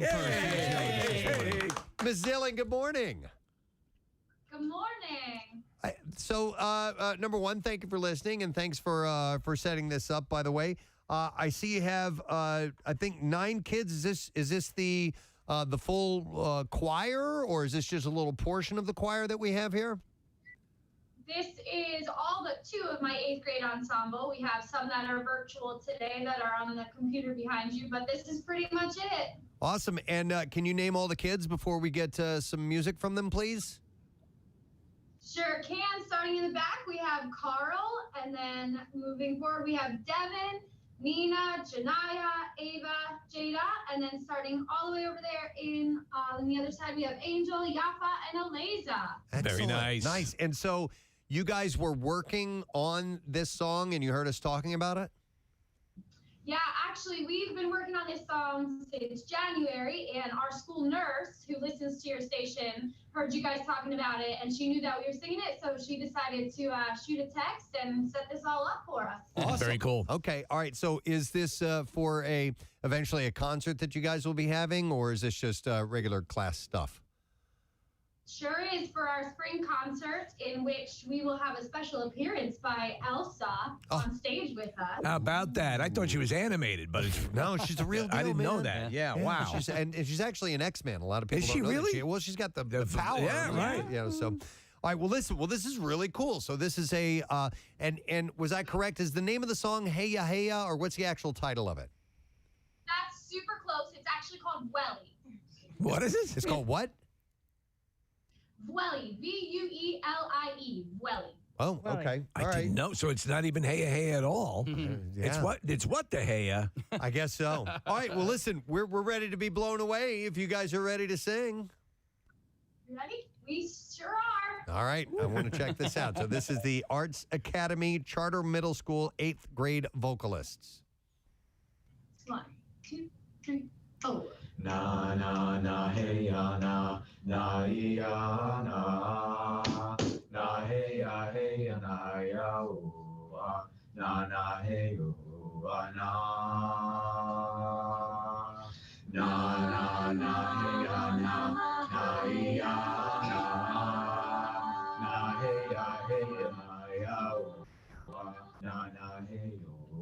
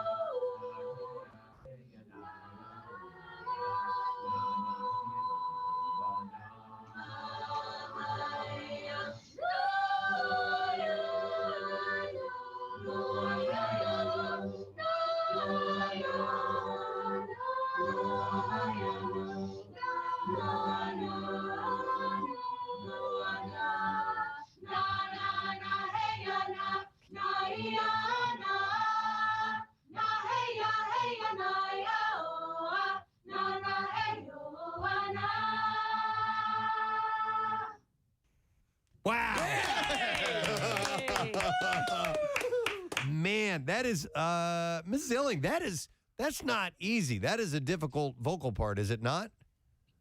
Yes, it is very, very difficult. At one point, these 9 kids are split into 6 different parts at the same time. So. There's like ninths and sevenths and all kinds of weird intervals that are in that. It's and you can hear it. Yes, there are some very interesting intervals in here. Is that from a traditional song, or was it created entirely for the film? I believe it was created entirely for the film. Yeah. Okay, but does that vocalizing, is that a style? Is it of a certain region that you know of or anything like that? Not that I know of. I think it was just fashioned based on the sounds of where it came from. Okay. Wow. All right. Well, color me very impressed. impressive. Yes. That was awesome. Thank you guys so much for this little vocal treat. We appreciate it. Mrs. Illing and the students from Arts Academy Charter Middle School. Thank you guys. And good luck with your concert, okay? Thank you. All right, we'll see you guys. Bye-bye. Wow, man. That was cool. That was impressive. And had we had better quality, you could definitely hear there were some really strange, interesting harmonies in there. And I think that it's always helped by the Microsoft alert sound. Right, yes. Which, Somebody got an email. It's always nice. You've got a message. All we're missing is the old You've AOL. got mail. By the way, so Nick pulled this up. Vaia, is that how you say that? Is the theme of Frozen, inspired by, here you go, indigenous Sami and Scandinavian culture. The song was written and composed by Norwegian composer Frudi Filihim. You to hear? It is. Yeah, I got the Jim Cracker of a song I'd like you to hear. It is a combination of Sami Yolking and the Danish Christian hymn De Jing El Jordan, Fairest Lord Jesus. Also composed by Filihim. And the original hymn is composed by the Danish composer B.S. Ingemann. So. Surely you must be joking. So that was cool, man. Nice. Excellent. Well, very cool for them to do that for us. By the way, I had a cool little musical thing over the weekend. I hosted the Philly Pops Rocks, the Beatles. Yes. And they did Let It Be, which was excellent. And you did something that I think is great, because when I saw the Shen Yun, yes. Matinee performances. Yes. I love the daytime performance.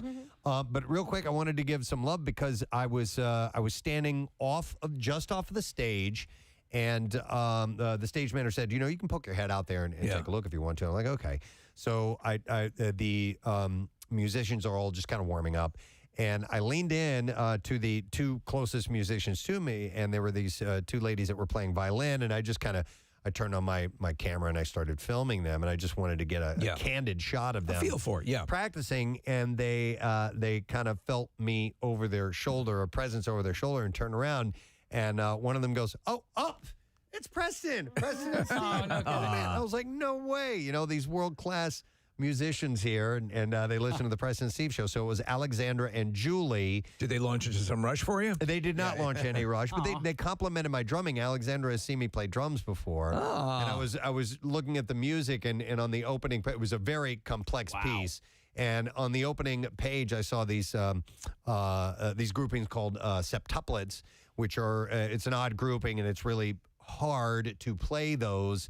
And I commented on it. I'm like, septuplets. I'm like, look at that. She's like, you can play them. I've heard you play drums before and all this and that. So it was really cool. And God, I love that room. It's so awesome. Beautiful. Yeah, absolutely. It's gorgeous. And these, as you said, these are world-class musicians. And it was Let It Be, right? Yep. Yeah. Yep. So they did a whole repertoire from the Beatles catalog, and it was great. I enjoyed it. My wife and son went, and we had a great time. So it was excellent. By the way, I saw all the lines of people to get in the bars for the Aaron Express while I was in the city as well. I mean, just lines down the street of people dressed in there.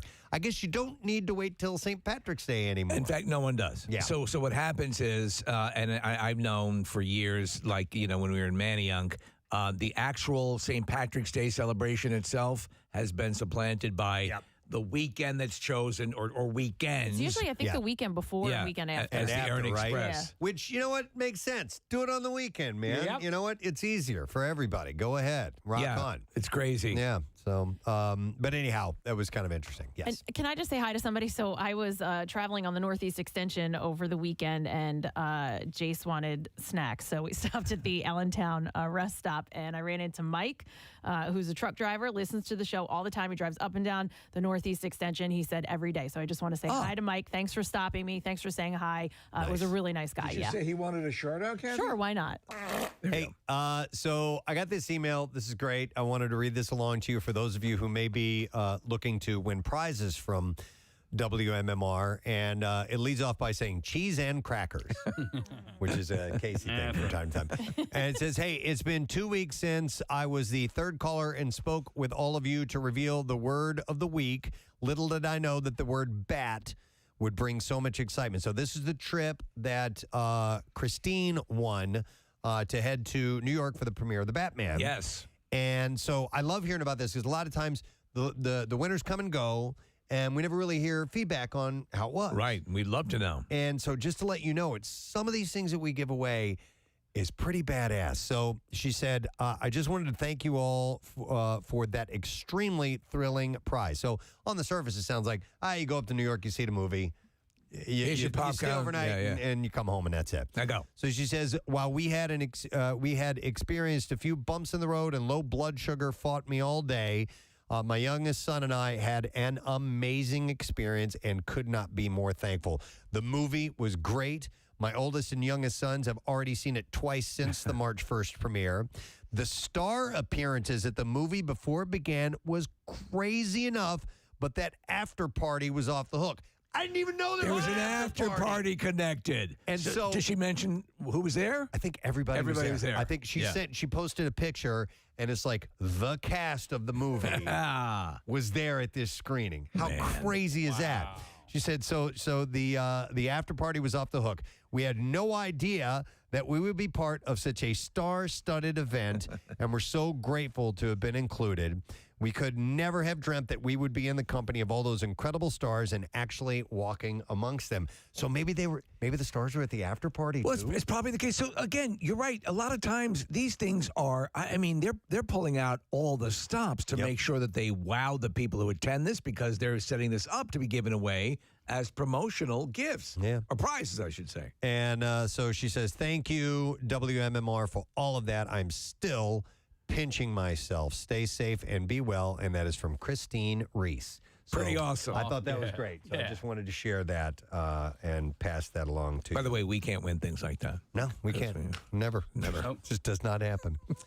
So we got a couple of minutes, and then we're going to get Murr on. And I saw something that, and I don't know. Do we even have time to discuss this? So apparently there is a stupid debate that has kind of taken on the internet. And so the question is, do you think there are more doors or wheels in the world? Somebody asked me that last week. Did they really? Yes, I swear to God. Somebody asked me that last week. A part of this internet question? It has to be. Okay. Yeah. So, I mean, it can't just be a coincidence. Here's how this happened. A man named Ryan Nixon tweeted out the question on March 5th, noting that he and his friends were having, quote, the stupidest debate over the answer. The question has since gone viral and is circulating on social media, and there are compelling arguments on both sides. The pro-wheels side notes there are wheels on many things that we might not think about, including garbage cans, suitcases, and garment racks. Yeah. Those who think there are more doors say there are doors everywhere, including on things like cupboards and cabinets and even on some items with wheels. Mm-hmm. Hotels and office buildings. And it's gotta be doors. Nixon's poll officially ended and 54% voted for wheels. Wow. And the poll got over 223,000 votes on it. More wheels or where do you stand? What do you see? Dude, I didn't even stop to really think about it. I think doors. I had initially thought wheels, and then I was like, oh, no, it's got to be doors. Yeah? Doors to cupboards, doors to, and as they say, things with wheels have doors. I know, but just think about all the houses and office buildings and, and like, so like in your standard household, how many wheels are in your standard household compared to doors? Yeah, but think about how many cars are in your parking lot. Well, in your well, driveway. think about how many suitcases that have wheels on them, or bicycles. And it's always more than one. Your cars have doors, though. Yes. Yeah. Oh, good point. That's true. And now there's usually, and in many cases, there's 4 doors and 4 tires. Yeah. And also, what do you consider the glove compartment? Is that a door that opens up? It's a door. That's a door. That's a door. Is a trunk a door? Yeah. Yes. Well, yeah. It's a door. You can open it, yes. How many things that have wheels don't have doors? There's a store that sells them. Wait a minute. Well, because a lot of things Like that a have, unicycle, a bike, right. Yeah. Tricycle. Maybe like a cart. Well, that cart over where that's got wheels on it. That's got wheels. My No chair doors on My it. chair has wheels on it. Damn This it. is true. Motorcycles. My chair's got 5 wheels on it and no Yeah. doors. And trailers for boat trailers and quads. How many and- chairs are there in here? 1, 2, 3, 4, 5. 1, 2, 3. That's 25 wheels. And how many doors? 2 doors. 2 doors. Although I'm on team doors. there are some other 1, doors. 2, 3. There- You're trying to tell me there's more wheels in this world? Casey's got a I'll camera. take his out back and kill all of you. I just got a text from my wife. Apparently, they had You're a creep. this conversation on the way home from rugby practice. Wheel lover. And Oh, really? And she's team door. She's team door. Yeah. Really? Okay. You know what I think about her? You are a lush. I can tell by looking at you. Wow. That's harsh. Rizzo's always. He's very indelicate when it comes to dealing with women. There's a lot of toys that have wheels. I think your toys all have wheels. A lot of toys have doors too. Yes, they do. Like what? What kind of? Like There's Matchbox no cars. toys that have wheels. Cars, cabinets, little doll Remember houses. when you were a kid, you'd play with the big bag of doors? Wait a second. I don't want to talk to you.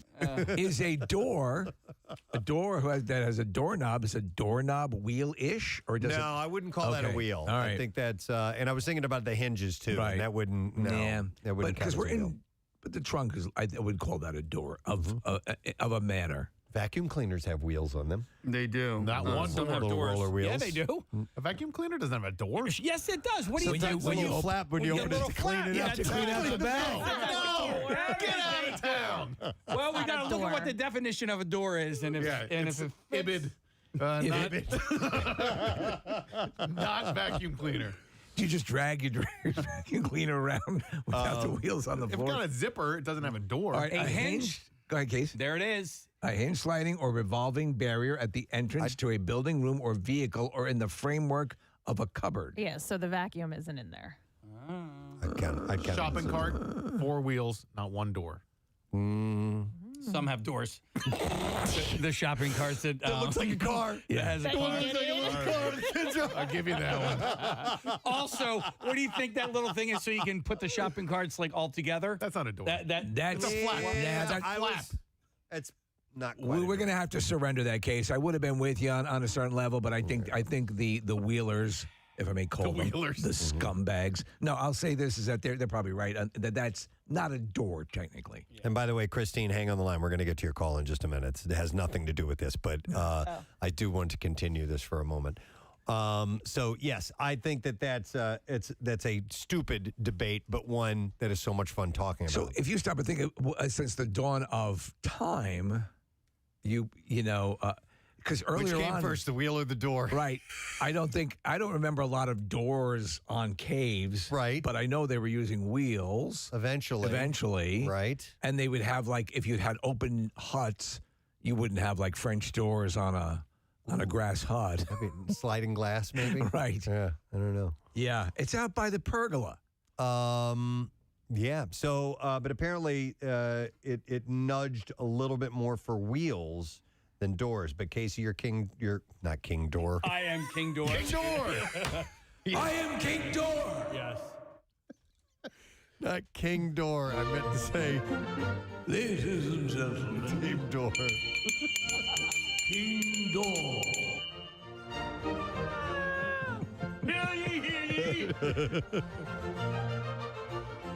Oh my God. Okay. I'm in the door business. There are a lot of openings. I can be swayed one way or the other. Today, I'm King Door. Tomorrow, perhaps King Tomorrow Wheel. might be Princess. But if you stop, Princess Wheel. Hey, Princess Wheel.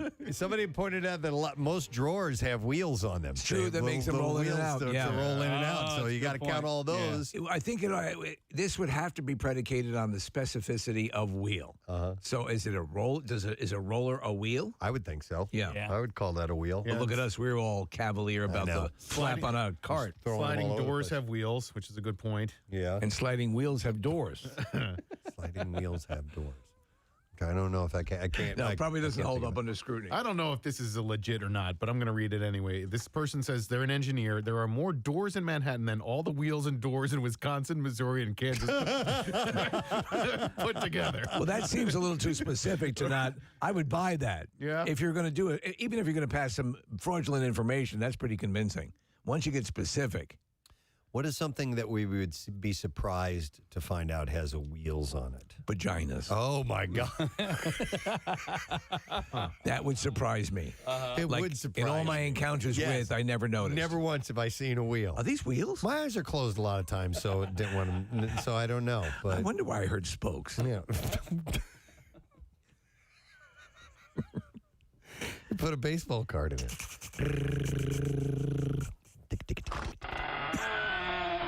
Door too. No, that's your butthole. Back door. Back That's door. right. All right, let me read some of these texts. All right, the answer has to be wheels. Look at the conveyor systems that ships. It's true. That ship packages, thousands of wheels.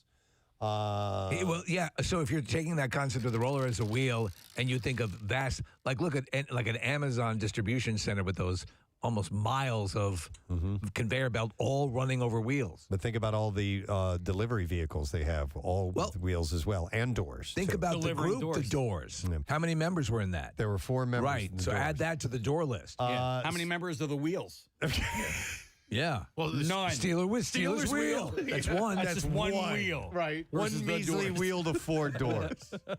Come on. Bob Marley and the Wheelers?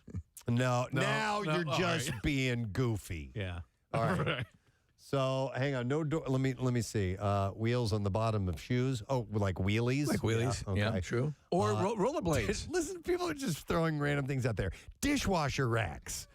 Those have wheels. They do. True. Now we're acquiescing to the roller as wheel concept. Well, yeah, that would be a wheel. I would Well, because I wonder how specific they're getting. Are we talking about classically? If you take that wheel definition that we saw, that wouldn't be considered a wheel. If you took a dishwasher rack out of the dishwasher and set it down on the ground and put some things around it and pushed it around, the wheels would turn. Right. Those are wheels. I agree. Yeah. I agree. As per the definition we saw, I don't think it would fall under that. But I think anything that is round and rolls like that. I'm going to start doing that, by the way. I'm going to take the lower dishwasher rack out. I'm just take it to the grocery store and start wheeling it around. Are you ever coming home?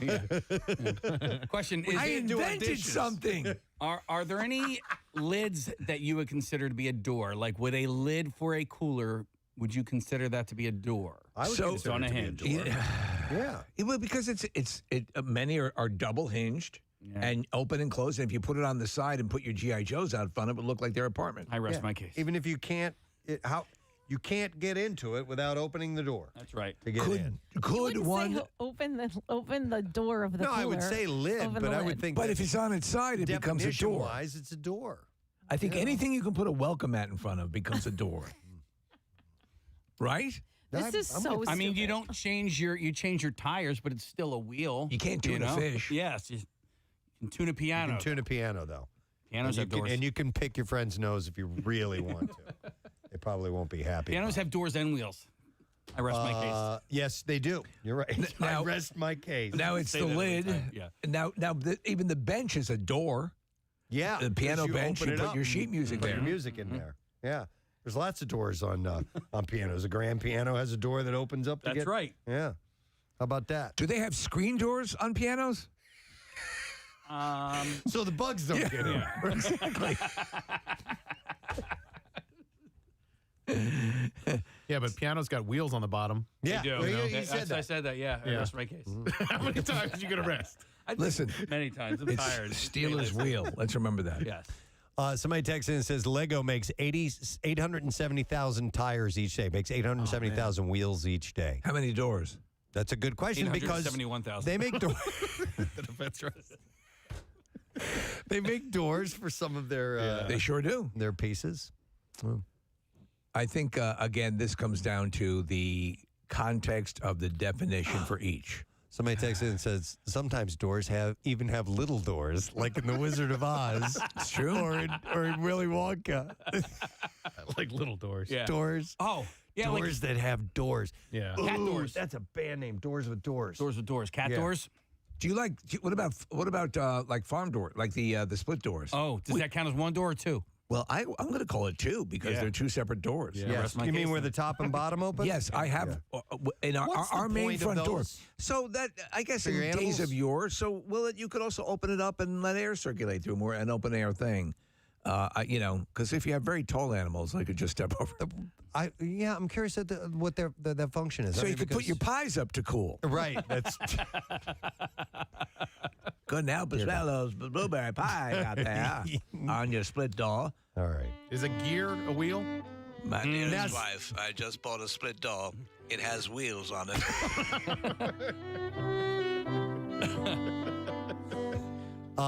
Is a hinge a wheel? No, a hinge is not a wheel. I would definitely not acquiesce to that. But is a gear a wheel? I was wondering that too. Like a sprocketed. Yeah, sprocket. I'm going to say no. It rotates, it turns, it does all that, but it doesn't go anywhere. So did primitive man ever build gears and sprockets? I don't know. No, it's just a common regular round wheel. Yeah. Rocket was the name of the dog in Fraggle Rock, so I think I rest my case. Yeah, I think we rest your case. Okay, anyway, continue at home with the doors. Are there more doors or more wheels in the world? Because I do want to go to this call. Yeah. I read an email just a little while ago of a contest winner who went to the premiere of The Batman, the film in New York City. And it was Christine. She's on the line. Hey. Hi, Christine. Hi, how are you? Awesome. How you doing? I'm okay. Excellent. So you wanted to tell us about the trip real quick? Is that why you called in? Yes, I called in because I was tearing up when you read my email because I was almost to work and I almost missed it. Oh, okay. All right. So can I ask you what celebrities were in attendance at the after party? Robert Pattinson, Jamie Lawson, I think she played the mayor-elect, Jeffrey Wright, Paul Dano. Wow. Zoe Kravitz? Was Zoe Kravitz there? I didn't see Zoe. She wasn't there. We couldn't stay over because my son had to work the next morning because he works at the high school. Oh man! And we had overnight accommodations for you and everything. Yes. But we took everything else. Okay, all good. We took it all. Wow, so that's crazy, and they were all in attendance at this after party. Yeah, Colin Farrell, who my mother-in-law loves, so my son walked up to him, tapped him on the shoulder, he's like, "I hope this doesn't offend you, but my mom loves you. Yeah. And if I don't get this picture, she'll be so upset, and I hope it doesn't kill her when I send it to her." And was he cool about it? Oh, yeah, he was very cool. I took like 3 pictures. Then my son had to give me some Prosecco because after that I was like, oh, my God. Oh, my God. That's great. What about, so was Rob Pattinson approachable? Everybody, yeah. He took a picture with him. We got a picture of him with Andy Serkis. I took all the pictures of my son with everybody. So if you Not can't, just myself. if you're not, if you're okay with it, send us a couple pictures. We'd love to see them. Oh, absolutely. So when I got in the car, when he picked me up to go to the train station, he's like, "Mom, I don't want you to freak out, but Jason Momoa is in New York City today." I was like, "What?" Yeah. So he was there too. I could have grabbed his tushy. You could have grabbed Jason Momoa's tushy. I Yes. knew that he was back with Denise and everything. I didn't think my husband would like that. So, Denise Huxtable or Lisa Bonetti? Let's go Denise Huxtable. Yeah. John Turturro was there. Channing Tatum. Wow. Nice, because Channing Tatum is dating Zoe Kravitz. Yeah. Wow. Yes, was Cosby there? Because no. It's great to see the Batman. Riddle, rattle, little. It was absolutely amazing, and thank you so much. My blood sugar really hated me that day because it was like low. Most of the day I was walking around nursing a bottle of Gatorade. Mm-hmm. I went into one of those Dwayne Reed pharmacies up there. I'm like, "Do you have any glucose shots?" The lady's like, "No." I'm like, "Is this really a pharmacy or is this just a convenience store?" Right. And so, but you made it back. It's a memory that's an experience. not to toot our own horns here, but that's a once-in-a-lifetime experience. That's very cool. Absolutely. Awesome. Absolutely. And I had, in the morning, before you called the letter out, I was like, if I won, I wonder if I could send my oldest son and my youngest son, because my middle son, he already had to go to New York for work. And I was like, if I could send both of them, that would be awesome. But then my son had a job lined up because he has a dog, cares for dog service, walks dogs and such. And I was like, he's like, you and Jake go. And I was like, that's my youngest. I was like, oh my gosh. I had a guilt feeling because I had 3 sons. Don't worry about it. Don't worry about it. They, if they didn't like you before, it didn't change anything. So they got a full life ahead of them. You're good to go. Christine, that's excellent. I'm sorry we got to wrap up because we got a guest who's standing by. But thank you so much. Yeah, send us some of those pictures. Love to see them. And we're so glad you guys had a great time. Be safe. All right, you too. Thank you, Christine. How about that, man? Everybody hobnobbing with Jason all the Momoa. stars. That's pretty badass. His knob was there. All right, I'm sure she hobbed it. We got to take a break. We'll come back in a second because we're gonna hobnobs with Murr, James Murray from Impractical Jokers. Stay with us. We'll be right back. Preston and Steve on 93.3. Yeah, it's underbite. CC Arnold there doing it. Yeah. Are you friends with Arnold? Yes. Cool. You know what? You know what? That's such a good story. Well, I met him on SNL years ago. And I've just met him over the years. He always teases me. He teases his friends if he likes you. Like I was on Celebrity Apprentice. He goes, John, have you ever seen a gym from the inside?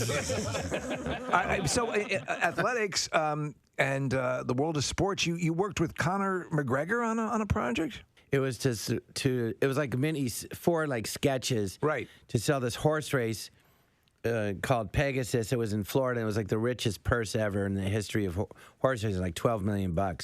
So they hired. The idea was the Conor goes, I'm great and I can do anything. I'm going to be a jockey, and I was played his trainer for him to become a jockey. Yeah, and he's a really nice guy. He's really funny. Yeah. And charming, yeah. And I said, and I really meant this. I said, you know what? You could be an actor. I love this. He'd never done anything, and every question he had was like spot on. His instincts were just spot on. Will you shut up? Sorry. Oh, that League of Their Own. I love that clip. You know what happened? We're shooting that movie. It's not ADD, but you playing it. We're shooting that movie, and the cow kept moving. We're in a farm in Indiana, so I would stop. Like if you're doing a movie outside, and all of a sudden there's a plane, they always go plane, stop. You know? Right. So the cow was like really loud, so I'd stop. And so Penny, after the third time, Penny yells at me, "Why are you stopping?" I go, "Because the cow." She goes, "Well, tell it to shut up. I can do that." She goes, "Yeah." I go, "All right, fine." I was like, she's yelling at me. The cow kept interrupting the scene. So it did it again. And then I was and I just like let it have it. And then Will you shut up? I have to tell you one funny thing, and I know we're going to wrap up in a second. I was watching. My fault. I was watching your interview with Larry King. And we got to meet Larry King, and yeah, he's a nice man. He's very funny, nice, but a wizened, kind of like a gargoyle. He was hunched over. In that interview, well, he's in his 80s. I know, but you're sitting there across the table, and it looks like he's waiting for you to cut his steak. It's what it looks like. Well, he had a heart problem, so he's got really, really thin. You know, he looks really thin. Yeah, he's very. He was thin to begin with, but he's sharp as a tack. Yeah, you know. Yeah. It's kind of hard to see because 30 years ago you see him and he's like, "Hi, how are you?" You know, and he's like healthy. You know, you get older and you age. Yeah. I was just Dustin Hoffman. He just had I was just there. He had a surprise 80th birthday party. Yeah. And you see him, you go, "You're 80." He seems like he's I just turned. Well, not 60. 60. Yeah, but people, "You're 60," and I go, "Thank you." But I mean, you wouldn't look. It's like shocking, and he's, you know, how good he looks, Hoffman, or well, yeah, he's got all his hair and he's got all his energy, and you don't. It's just it's the luck of the draw. Well, you think of 80, and you go like, you think of a guy like hobbling, and he's like, "Hi, how are you gonna say? What's new?" You know, look at friggin' Clint Eastwood. Bob. You keep throwing. I don't get it. This is radio, and you keep throwing up pictures. Or do people watching this online? Well, they and you didn't tell me? Yeah, no, this is a top flight operation. It's just a good point of reference, but that's Larry kind of hunched over there, and you're actually looking Larry's looking at me going, "I want to eat what he's eating." Looks like he wants looking at me going, "I'll eat him." It was he looks an interesting hungry. He's like, dynamic. this interview is over. I'm taking a bite out of his neck. Look at all that fat. He doesn't need it. It is great to see you, John. Thanks for coming by again. You're welcome. Thanks for having me. You bet. John Lovitz. And the last birthday is novelist Danielle Steele. Oh, my God. Another one who ruled the world for a while. Yeah. What were some of the... Oh, they're all titles like A Love Forgotten, Swept on the Wind. Yeah. Eat My Butt. I don't think she had That's that when one. she got her. She started to lose it there a little bit. Suck my ass. Suck my That's when her contract renegotiation wasn't going well. Suck my ass. A novel by Danielle Steele. New to the bookshelves, a novel by Danielle Steele. Suck my ass. His name was Lance Trace. She was Velma. She sucked his ass. And eventually she sucked his ass. There, I saved you $2. But her books were made into countless mini-series with people like Joan Collins and, does she still write? I don't know. She's 70 years old today, so happy birthday. Yesterday, I'd mentioned that there was something personal and slightly embarrassing that I might share with you guys, a little story. In the long and short of it, I got busted spanking it the other night. Oh, man. All right, where and when? Trust me, I'm going to give you the full story. Were you standing up on your bed? Or? I was bouncing on one leg in the shower. No. So let me set the stage here. So this is... It was cheer practice. This is Friday. I played a golf outing that day right after work. Hung out for the after events and hosted that, and then came home and of course at the end of the golf outing, having a few beers, relaxing, getting comfortable. Go home, continue to have a few beers. All right. And my wife and I sleep in different bedrooms because of our sleeping habits are so completely polar opposite of each other. The same. She likes TV on. I can't sleep with the TV on. I like a fan on. She doesn't like the fan on. Blah, blah, blah, so on. We should sleep together. I know, you and I should sleep together. And maybe we do this together. I don't know. So I'm feeling, feeling kind of antsy. Oh, man. I know. Shut up, Dad. Well, she's not going to appreciate this, but I know. What you're looking to do is you need something to sort of help you nod off. Yes, and well, I was going to nod off anyway, but I felt like rubbing one out. Okay. So anyway, and part of my defense is that, look, you have two hands. To actually attempt the act with her would have been futile. No. I'd had enough drinks. I was tired. Physically, it wasn't going to happen unless you just let me lay there and be a zombie for a while and you do my business. And that's no fun for both of us. It's just fun for me. In many ways, you're being a more conscientious husband. Can you be my lawyer, please? Because you are. So, we wouldn't put her through that. But listen, so this gets really good. All right. Okay. So I popped my laptop up in bed. Your laptop literally on your lap or on the nightstand next to you? On the bed. Sitting on the bed next to me. Excellent. And what? Do you prop it up like on a pillow or anything like He just said it's on the bed, yeah. No, I It know. was on the bed. I didn't put it up on a pillow. Okay. But why? Do you use the pillow method just to raise it to eye level a little bit more? Yeah. I don't want to hurt my neck. Okay, so I sleep with a wedge pillow, so I'm good. So anyhow, and I put my headphones on. Wow, you're setting the mood. There's your fatal flaw. Yep. I know. Well, listen. There's the mistake. He doesn't want to miss the dialogue. No, my son's bedroom is right next to mine. Oh. I'm being You are being courteous. I'm being courteous. I'm going to jump in here for a second, and you're telling the story, and I apologize. Do you run the risk of, unbeknownst to yourself, making sounds that you're now not aware of because you're wearing headphones? Dude, I'm not a noisy jerk. No, you just can't hear anything else. Oh my God, I'm awesome. I am so good. I know exactly what I want. What you can, I'm the king! What you can hear is somebody opening the door. Exactly. Thank you. And what you also can't perceive is if the room is dark and the hallway is dark. How long they've been standing there? That somebody has opened the door and is watching you until you hear the door slam shut. Oh my no. And then I'm like, oh, man. Oh, who was that? Oh, my God. It's got to be Will. No, I knew it was her because of how loudly the door closed. Oh, man, you're a jerk. So Why is he a jerk? Why is he a jerk? I don't know. Why was He's she in mad? his own well, hang room. on. It gets even better. Okay. So I'm on her side. So I Team Rochelle. Apparently. Oh no. So like I said, a door opens. I have this bright monitor on. I didn't turn the brightness down on the monitor at all.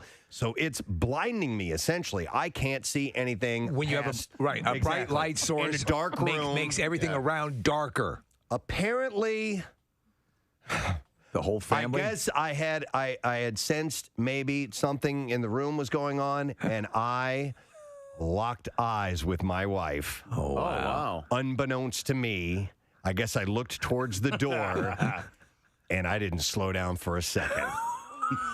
So now you're eye contact. And so apparently I make eye contact for a second or two, and then I go right back to the monitor again. But you didn't as if, don't bother me right now. You're throwing off my tempo. But you didn't really make eye contact with her. You didn't see. I was looking into the void of darkness. Right, into darkness. I don't even remember looking away. But But apparently I did. Oh man. And that was bad. That's upsetting. So from her perspective. However, if the roles were reversed, the male mind says, "Okay, go with this. I'd like to jump join in you." and help you out a little bit. The female mind, to stereotype, is hurt and rejected. And that's kind of what I got. Yeah. Yeah, that's kind of like you couldn't. It was like you couldn't come and get me. You looked right at me. And you looked right at me. We locked eyes. But at that point, in defending myself, I'm like, now wait a minute. I'm like, we miss you, sir. Hey, Murr, listen. How tired of you are talking about Joe leaving the show? We may as well get right to that first. But Joe Gatto obviously announced that he's leaving Impractical Jokers, or he's gone. Yeah, it's a tough spot he's in. That being said, new episodes come back April 2nd, and I'm really excited. We have a different celebrity guest at the end of every episode. We kick off with Eric Andre. This week we're filming with Brooke Shields in an episode. Oh, that's cool. Yeah, but people don't realize it, but Brooke Shields has a very good sense of humor. She's done some sitcom work and other stuff, and she doesn't take herself seriously. It looks like you guys are making good choices. Yeah, I mean, we had they used Method Man against me a few weeks ago in a punishment, which was harrowing to say the least. I'm sure. And Eric Andre is awesome, dude. That's a great snag, getting him right off the bat. You know, fellas, we gotta get you on a show at some point. Oh, I love that. Yeah. Dude, all right. Someday we will make good on that for sure. No, that stuff, like, that's an amazing offer. Embarrasses me so much. Like, I don't know that I'd just tacitly. Yes, like Yeah. I watch the show and I'm like, oh, how do they do this? It's the best. Well, it helps if you're the star of your own show, so that helps. Yeah. So listen, Murr's got a book out. It's called Alien Summer #1, or in parentheses, Alien 51 Interns. I love that idea. It's on sale tomorrow. And you're going for kind of a younger audience on this one, Murr? Yeah, you know, I've written a bunch of thrillers, adult fiction kind of thrillers. I have 5 of them out, but Area 51 Interns is my first ever middle grade book series. It's a 3-book series. First one comes out tomorrow. It's awesome. It's about a group of kids about to go to high school whose parents work at Area 51, and they land a summer internship. And, of course, what happens the first day of the internship? All the adults get kidnapped, and the kids have to save the day in Area 51 every single book. It's awesome. It's super fun, funny as heck, and just exciting to read. Is this the first time you've co-written with someone? It is. The first time I've what? Co-written a book with someone, or the others seem to be solo efforts? No. The other ones I have a co-writer too. Basically, I don't like to do any of the work. That's basically it. Yeah. You're an idea guy. Yeah. I mean, I'm co-hosting a radio show right now with you guys. Yeah, there we go. Well, you did the Brink, which was the sequel to to Awakening, I think it was, correct? Okay, Yep. And I think I asked you when that was happening, and I'm looking at this. These seem prepared, ready to go.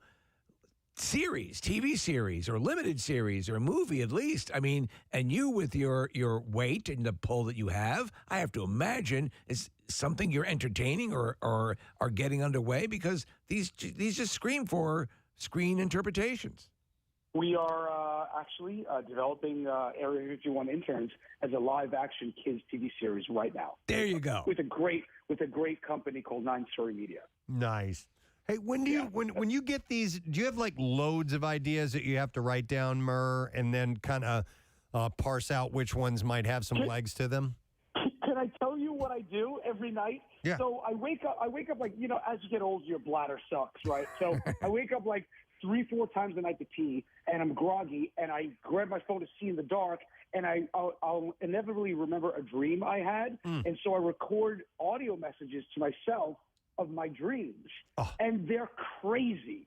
And then I forget about them, and then like every few weeks I'll look at my audio voice memos, and I have these rambling, long, crazy dreams about asteroids and things blowing up and me flying, whatever. Right. And that's how I get a lot of my ideas.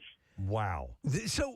When you're laying out anything like this, anything that's long form, are you doing the classic, 5x10 cards on a bulletin board, or does the plotting? Are you just basically, as you're writing, the plot is unfolding for you?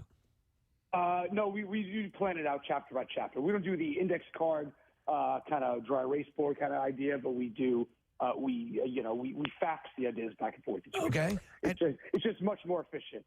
And I was wondering about, because authors, it blows me away that people have that much creativity and can do all that. Have you ever had an instance where you have what seems like a good idea, you get working on it, you get part of the way through it, and then even though you've put in some effort, you got to bail on it? Yeah, I mean, or just realize that it sucked. That's what I meant. Since you're getting, I would say like season 4 of been practical joke because I kind of felt that way. Oh my God! I was like, I'm in too deep at this point. The show sucks. Well, that's the one possible downside of getting a lot of your ideas while you're groggy, because what might seem to be a home run while you're partially out of it might not bear up in the light of day. Yeah, that sounds like my dating life. It's very similar, boys. Yeah. So about Jokers, man, it's interesting that so you guys are 9 seasons. This is the 10th season coming up, and I remember asking, maybe it was Joe's a few years ago, and I'm like, okay, so where can you guys go with this? Where can you? And he was like, well, I guess a movie. Well, you did that, and I guess you just keep business as usual. I actually love this idea of bringing more people as guests on. When you guys would have, I said Joey Fatone was a great fit for you guys, and the other people that have, like Danica McKellar and so on that have come on along the way. But this idea of bringing on another member, even if Joe hadn't been moving on and going on to live his life, is it a scenario you guys had considered before? I always wanted to do this. Seriously, like it's actually been. The show's still hysterically funny. I mean, I was falling down laughing every single episode, and I've always wanted to do this. From day one, I always thought that we should have guests in episodes, because there's been so many amazing people that we've met that we were shocked to find out we're fans. We were at a we don't consider ourselves. Guys, we've hung out, we've met before. Yeah. You know that we're like regular guys. We don't consider ourselves celebrities. And like we went to like a movie premiere once a few years ago, and Adam Sandler walks up and starts quoting the show, and I'm like, man, you're Adam Sandler. Like we just never. And I'm like, we should get him on an episode of the show. Be hysterical, It's something I've always kind of wanted to do, naturally. Well, and we talked about this, and we've had you guys on many times, and we would always bring up the fact that your celebrity adds familiarity, and so it's harder and harder to do these things. But now, with the state of the art as far as makeup goes and all that, you can kind of still do what you were doing, where it became sort of impossible at a certain point. Are you guys going to be getting more into prosthetics and things? Because you are all very recognizable, and that has got to be a hindrance when you're trying to pull off the show. Only if we still have the clever ways to do it, right? So the other day I got punished. We have, the comedian David Cross? Yes, sure, he's great. He was on an episode the other day, and he was teaching, and he was playing himself, David Cross. Everyone knew who was famous, David Cross, and he was teaching an acting class, an acting workshop for actors. All right. And I was in there as one of the, so people knew I was Murr. It didn't matter because it's completely believable that I might go to sharpen my skills. Right. I see. No one, and so like little things like that, it still works. With Brooke Shields, I think we're going to do I think we're going to release a calendar with her doing photo shoot and us doing calendar too, but we suck, of course. Right. We look like we look. Right. You know, I don't know. It's going to be all like very organic stuff to who. All right. So you're actually playing with the celebrity. Yes, Yeah. exactly right. Hey, by the way, Mur, here's something I've never really taken the time to go look up and see. You know, you mentioned sharpening up acting skills. Has anybody of the crew, you know, been in a film and been acting, or is that a desire for anybody to do it? I guess we do act on it, practice joke. You know. Well, I know that, but I mean, aside from that, like being in a movie, you know, playing a role. Yeah, we're not just lumps of meat reacting. I know, dude. There is a very little bit of skill involved. I say, do you ever work with anybody who has talent? No, I meant somebody going and doing something different from Jokers and acting in a role. Actual theatrical, like a you know, an actual movie role. Yeah, I mean, you know, Q is very famously in a cult classic horror movie called Hatchet, and gets his head cut off is great. Oh my God! And we would love to, you know, we'd love to. Okay, I'm familiar. We have a new. Go ahead. We have a new series we're working on too. Soon. I'll let you guys know about soon. Nice. Excellent. All right. Well, in the meantime, Alien Summer #1, which is Area 51 Interns, it hits stores today or tomorrow. Is that going to be available? Yeah, you can get it right now. Go to Amazon, Barnes & Noble. It's Area 51 Interns. Or if you want an autographed copy, just buy a copy on area51novel.com. Excellent. I Congratulations, love it. Yeah, man. Mur, congrats, man.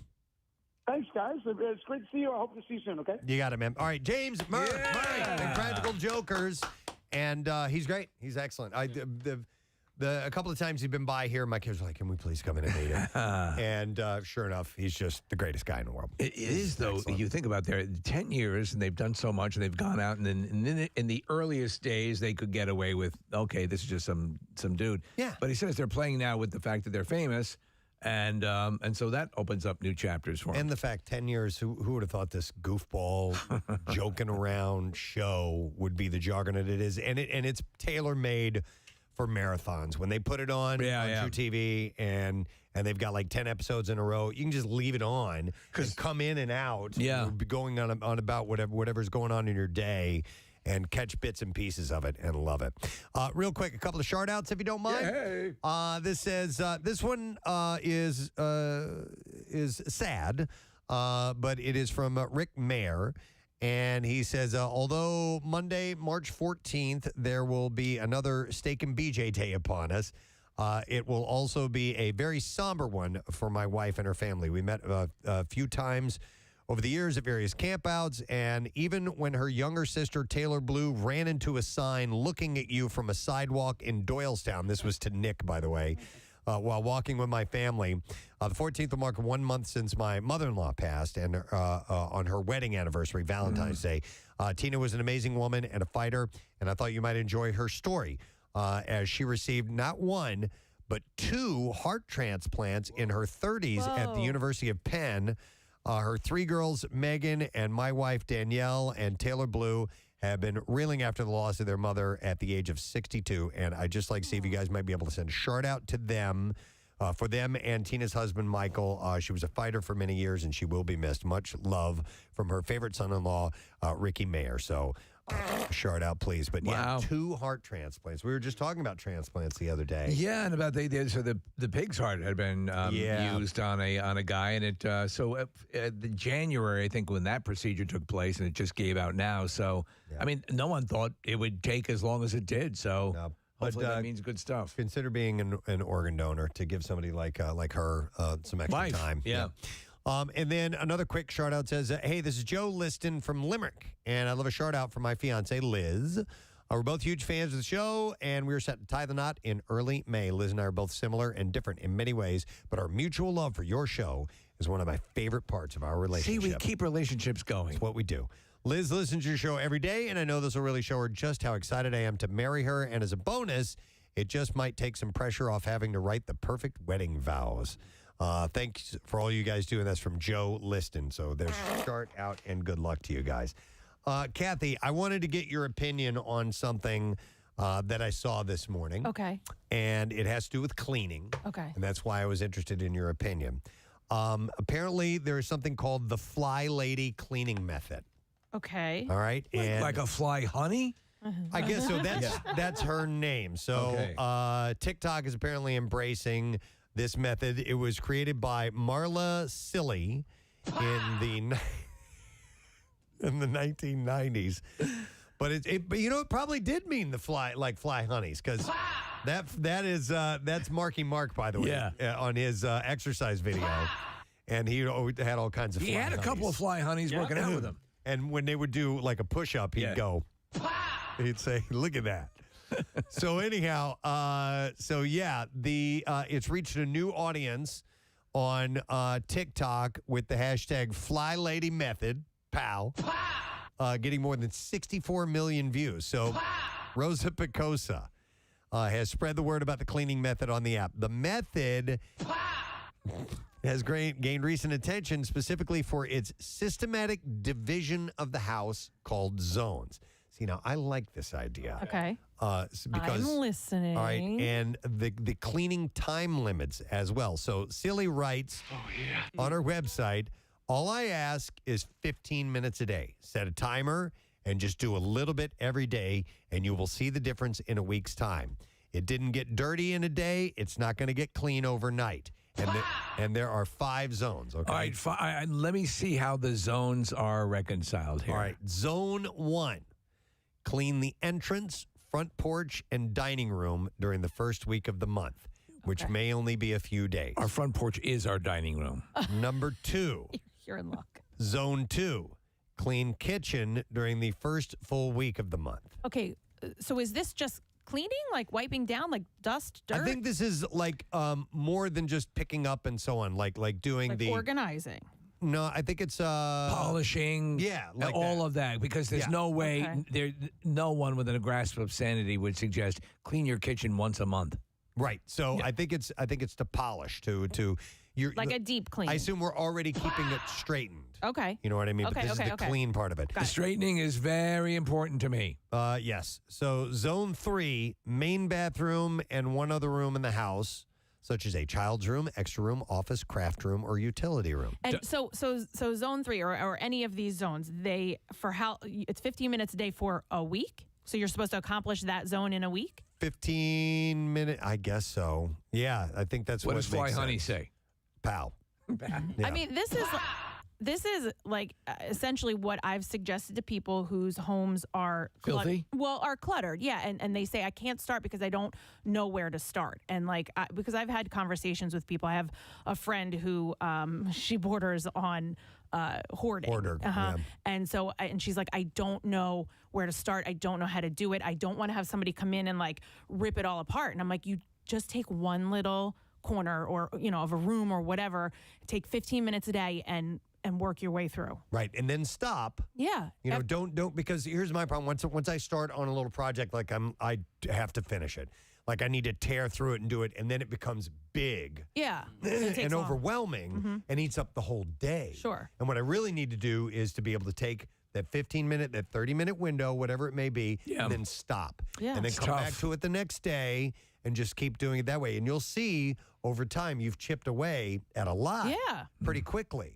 I think that's good advice. But without becoming overwhelming. So, right. I think that's good advice for anybody, whether you have to declutter or like this, you just want to get the house, nice and clean. Right. So zone 4 is the master bedroom, including closets and bathroom during the third full week of the month. Zone 5, the living room is the 5th week of the month. There's only the hell are they talking about 4 here? weeks in a month, right? Yeah. By the 7th week of the month, what rooms are you on? And usually last a few days, it says, rolls into zone 1 time frame. The overall goal is to only spend 15 minutes a day working on your zone for that week. This is during the year of the snake? So I like that. I like that idea of just once you get to getting it all done, then you'll only have to do 15 minutes a day, and that's it every day. Yeah. And you can handle that. Yeah, absolutely. Can you? This just reminded me. I forgot that I did this last year, and I'm mad that I didn't remember. But last year for Lent, part of Lent, I would take, like a junk drawer or somewhere in the basement, a bin that just sat there and I didn't know what was in it, and I would go through it and throw out what we didn't need or organize, what I wanted to keep or whatever. Right. So it's similar to that, just something each day. That's a good idea. Lenson, that's not a bad idea. Yeah. So you're subscribing to the fly hunting system? Maybe. It seems a little too involved for me. But I like the idea of just of a little bit at a time. Do the long game on this. You know Why what don't I mean? you do all of them in one very long day? I could do that. Until you pass out. Right. I think that No. seems very productive. No, but that's what people look at, and they're overwhelmed by it, and then they can't do it. Whereas this is going to get people do it for 15 minutes a day, but commit to the 15 minutes. Is there a time at which you assess what rooms you are just not into cleaning and you board them up? Wait, somebody I thought about it. Somebody sent this to me the other day. Press, it kind of goes to what you were saying, but it says, I guess some people start a task and then just finish it instead of trying to do 14 things at once like a squirrel on cocaine. Right.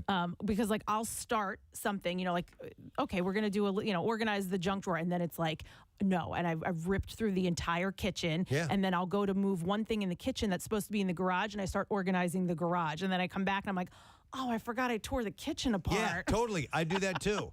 Absolutely. Yeah, so then And you it's end up too doing much. you end up doing a ton of things in one day. Yeah. It's like any kind of slight improvement you might want to make at the house. Well, if we're gonna, if we're gonna change the cabinets, then we need to change the countertop. We need a new car. And if we need, that's what it eventually turns into. Yeah. I've got to change that Arm & Hammer in the refrigerator, and I need a new car. But I thought this was interesting, the Fly Lady method. And Nick had highlighted a part of her website that says, and now the name Fly Lady has come to mean so much more. One of her members came up with a great acronym for it, Finally Loving Yourself, FLY. Who is the Netflix organizer? I forget her name. I watched. Kondo? You're right, yes. Her big thing was... Marie Kondo. Right. Yeah. And it's just, bringing neatness into your life brings some sanity into your life, and getting rid of things that don't bring joy. It's there's wisdom to that. You don't have to take it to the extremes in order to apply all of those principles to your life. But yeah, I think that there's a lot of common sense. There is merit to it. Yeah. Do I need that rabid raccoon? No, Probably you don't. not. Yeah. It just makes you anxious. There was the one gal who was kind of the cleaning woman for a while. She's Asian, that's spoken her. English. That's the one you're talking about? Yeah. Marie Kondo. Oh, okay. Yeah. All right. She- I've she never was watched the- her stuff. She was like a minimalist, though. So that's the thing. It's like most people That's too much. don't have.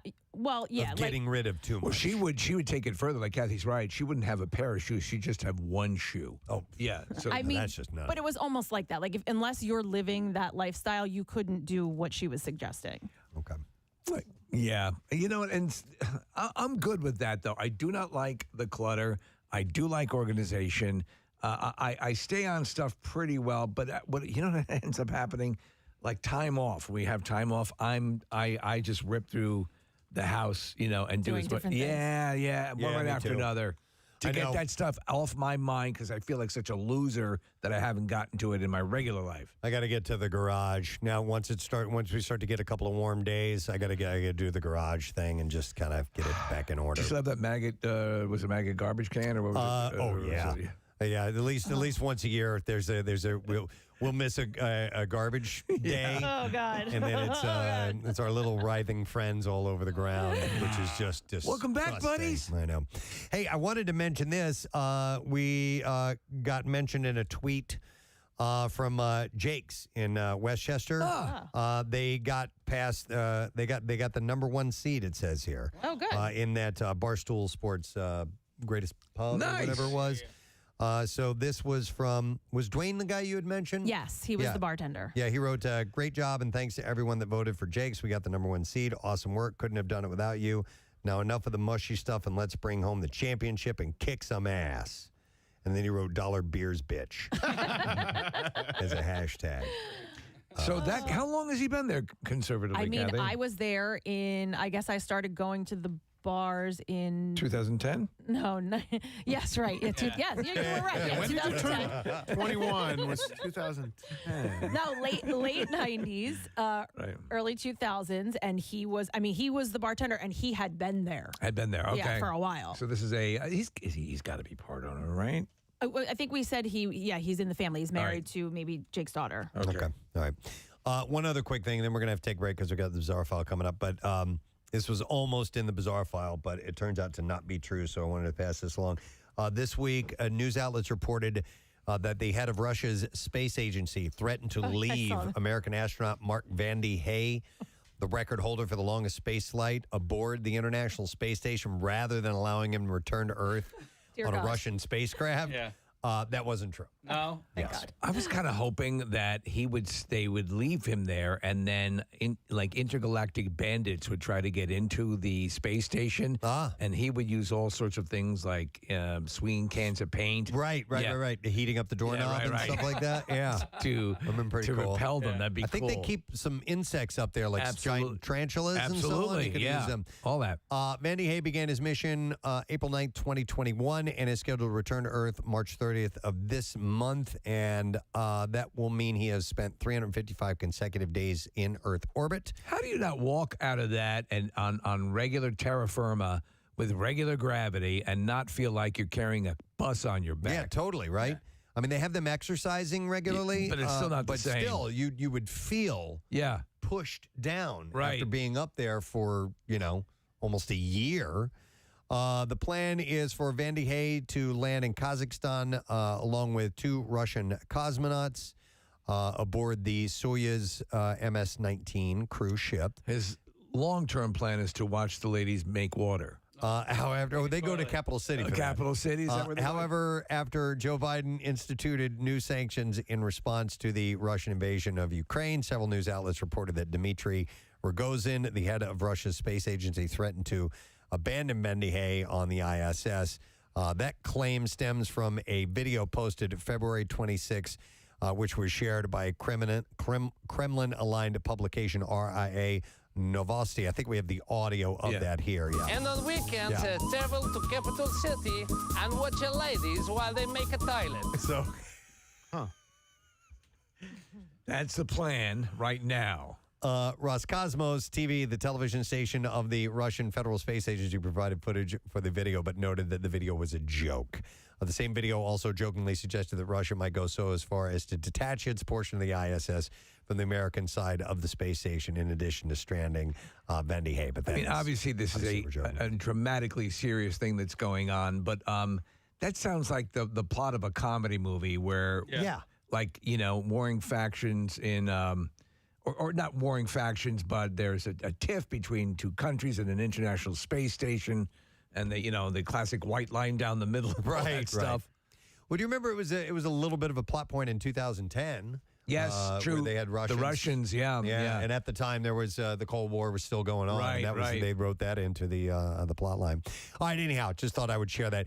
We should take a break. I got some more messed up, bizarre file stories. I know you love that stuff. Yeah. When we get back, so make sure you hang close because we'll return shortly. And a new word of the week, right? Oh, and Jackie Bam Bam doing a rare Preston and Steve show appearance this morning. We'll talk to him as well in a bit, so stay with us.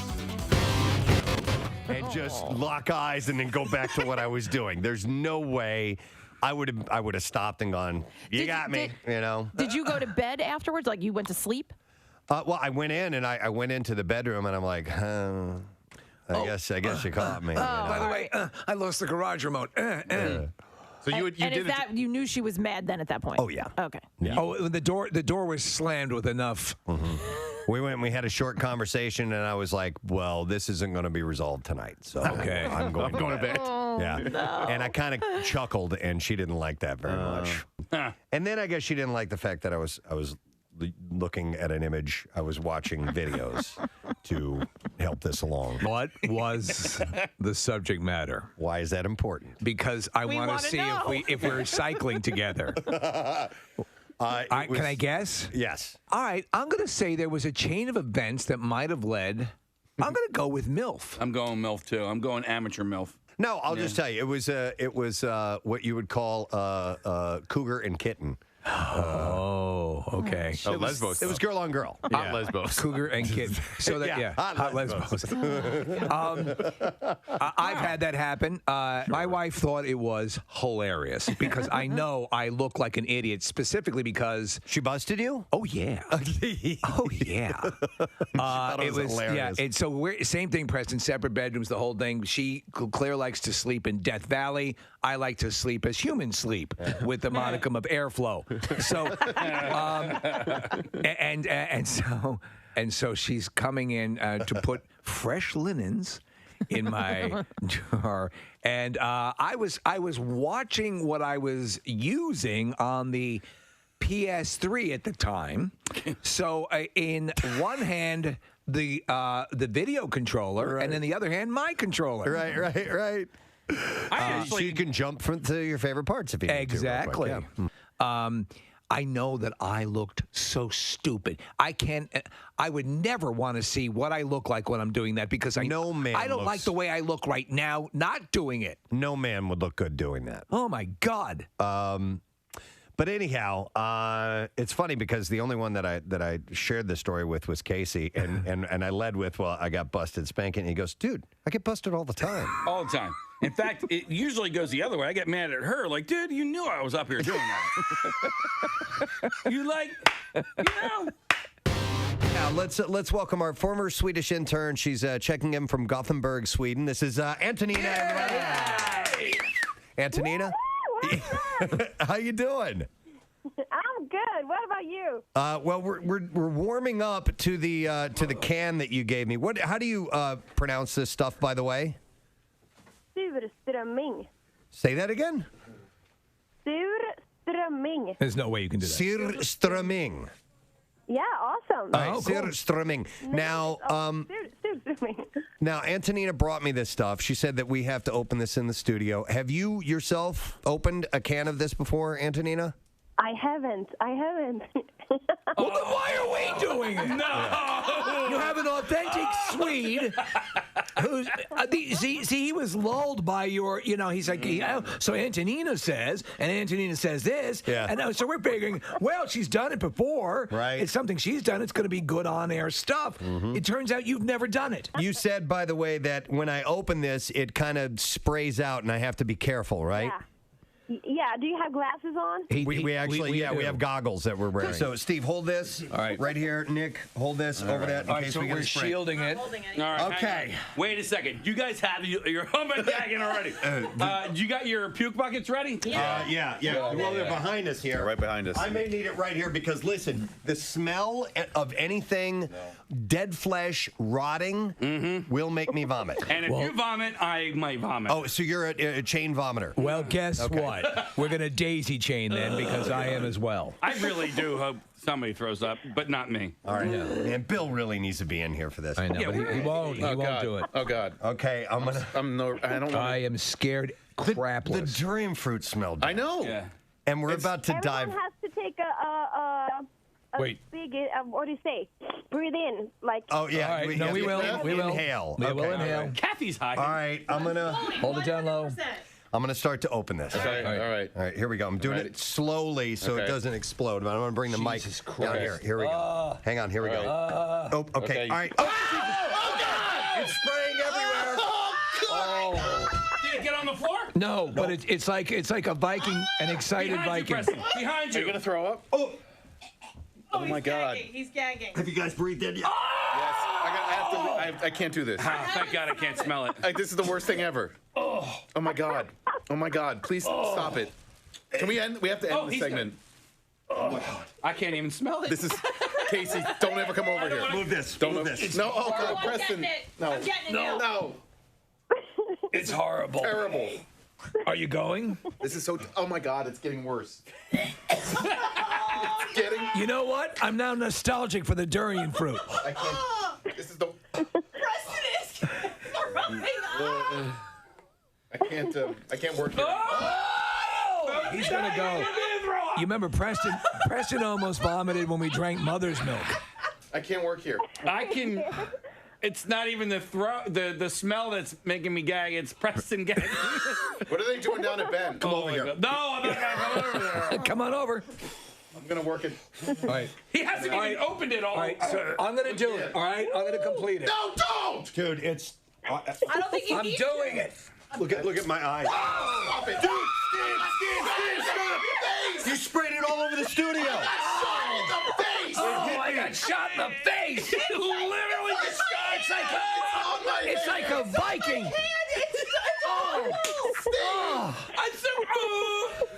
I'm so glad I'm Why did you do that? Because it's the Viking way, Nick. It's on Nick's beard. It's stuck in Nick's beard. God. Oh my God. And it's Christ. It's on your head. Okay, I can't. We made a commitment. I can. Smell. I already did. Okay. I already did. Because I'm not breathing out of my nose right now. I'm not going to do it. I'm not going to do it. I can't. Do you want me to open it with the top? No, don't open it anymore. Don't open it anymore. I swear to God, I'll do it. Don't open it anymore, dude. No. I need a bath. Don't open it anymore. I think Nick needs to go home. I can't believe. Do you know what this smells like? Sorry. All right, right? I'm gonna say it. A really old hooker. She smells better. Oh my God. I'm bizarrely enough. I'm love okay. old hookers. The durian might be a little worse for me than this. Impressive. Steve, when you open that again and I watch it spray, Oh my God. sprayed all over you. I got it in the face, man. Casey, it's stuck in Nick's Somebody beard. get him a tissue or something. No, you need to like go. You need I to got go the baby wipes. sanitize your face. It's like a somewhere. bad porn movie. Look, there are people on the other side of the glass that are holding stuff up to their noses. Oh, you guys can smell it? All right. Connor, can you smell it? Wet them. Connor, can you wet it? Yeah, wet it, Connor. I need. Oh my God. Yeah, Chuck came down the hall. He's covering his nose. We have to leave this studio. No, I think we're okay. I don't think so. All right, you guys You can got leave. stuff shoved in your nose, dude. Listen. You can smell it in my Man office. up. I came prepared, guys. Preston, everybody. I'm too far gone. You can leave. I'll handle it. There's no hope for me, but save yourselves. Seriously. All right. Get it off my head. Wait, Chuck, you can smell it down You can the smell it in hall. my, you can smell it in my office. Are you kidding? And our doors are shut. Yeah, don't open the door. So let's get this out of here then. We've been. Are we getting this out of here? We're under quarantine now. What did you say, She Antonina? wants to eat it. No. Who is eating it? All right, give me a fork. Give me a fork. Let's get this done. Give me a gun. Give me a fork. Because I want to die. Give Steve a fork. Give me a fork. I'll goddamn eat this, but I want it out of here after I do that. Hold on, I'm getting a fork. I have a fork, dude. Give me something. I'm not going to lick it off the can. Why not? Oh, God. There you go. I got a fork for you, buddy. All right. This is. Do it like the Vikings. Take it with the finger. Just shove it in. Do it like a Viking? This is, it smells so bad. I want you. All right. this is so much worse than I'd anticipated. What? it to be. Oh my. And it's popular? Lord. Preston, you're sweating. Oh, it's stringy. Ah! I can't believe you're eating it. Preston, watch Steve eat it. Oh, God. I can't even walk. Oh, it's dripping off the I'm in floor. horror. Steve, I can't believe you're going to do this. All right. Well, you know. Dude, I might throw up just from you eating it. My nose is running. Oh, my God. I feel like. Oh, God. Oh my God, he ate it! He ate it! and now he's slamming water. I need a tissue. My nose is running. My nose is running. All right. So you want to know what it's like? You see this booger hanging out of my nose? Hell yes! This whole thing is so disgusting. It's like having the devil finish in your mouth. Oh, my God. Kind of salty, right? Oh. Yes, insanely salty. God. Oh my God. Listen to you laughing, you malicious Swede, you. All right.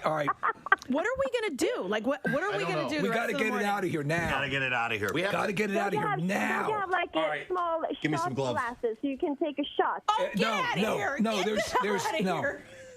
What we really need to start doing is just like getting hair and burning it and like anything else that Smells bad. that smells Preston, bad. There are look on the counter. There are splatter patterns here. Do you see this? Yes. And we gotta Here's what clean I'm gonna this do. up. I'm gonna put this in this baggie now. Thank you. Thank God. Now. Stuck on Nick's beard. I can't believe we did this. This smell is going to linger in here for a month. I know. All right, it is in the baggie. I'm sealing it up. We should try to light matches. Listen to her laugh. We should have done this in Bill's office. It still would have made it down here. Yeah, it would have been. It would have been better, Would have Steve. been better than this. How do you seal this, Preston? Oh, Marissa's starting to spray Fine. the Blue and red anything. make Febreze. purple. Hang on a second. I think you got it. Steve. Oh, no, wait. Here we go. Holy God Almighty! That's inhuman. I cannot listen, and I'm telling everyone listening to this, we are not even remotely kidding. Oh my God! It is. It instantly flushed the entire studio with an incredibly powerful, salty, pungent stink. I can't. I have no words to describe that as far as to give you an idea of what it didn't smell like rotting, like like a dead fish out in the sun or anything like that. It's something. It's far more foul. And there's some on this microphone. It's sprayed It's everywhere. right there. Oh. Listen, here's the deal. We're in the studio. We had to open it a little bit more. Did I know it was going to explode in my face? No, I did not know that. At its best, it smelled like rotten tuna fish. All right, so it's worse if than you need that. to clear up, I'll At clean its this. best. But we got to get this out of here. All right, we do, and we got to go live on Fox here in a little bit, right? Yeah. Are we going to take a break and come back, or Let's do this now. I'm going to come around there so we can. So hang on, clean up. I think we need to take a break and come back in like a day or so. Right here. This is awful. I think we just earned some vacation. All right, everyone, let me. I'll take it for you here. I'm are you absolutely doing? shocked Just remember. that I didn't puke. I came really close You were several times. gagging big time. Oh my God. Okay. Thank you, I guess, Antonina. All right, so when that conversation was wrapping up, Nick, you went, oh. A didgeridoo is a brass instrument. It is? Yeah. Oh. There are some brass instruments made out of wood, like the alphorn, the cornet, the serpent, and the didgeridoo. I know what the serpent is, but I've never heard Coronets are made out of? But cornet. I don't know that one, Steve. I don't think it's a coronet. I think, it's a cornet. It looks like something. Never heard of that. And they were No, neither have also I. text coming through that said that a lot of high school marching band instruments now are made out of plastic, which is way cheaper.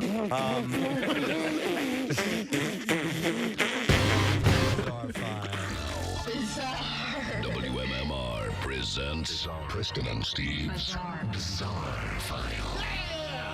And this morning it is brought to you by Natural Lawn of America. Safer for your lawn, kids, and pets. And you can schedule their full service program and get free seeding every year. Call 800-FREE-SEED. Natural Lawn of America. Greener grass, fewer weeds.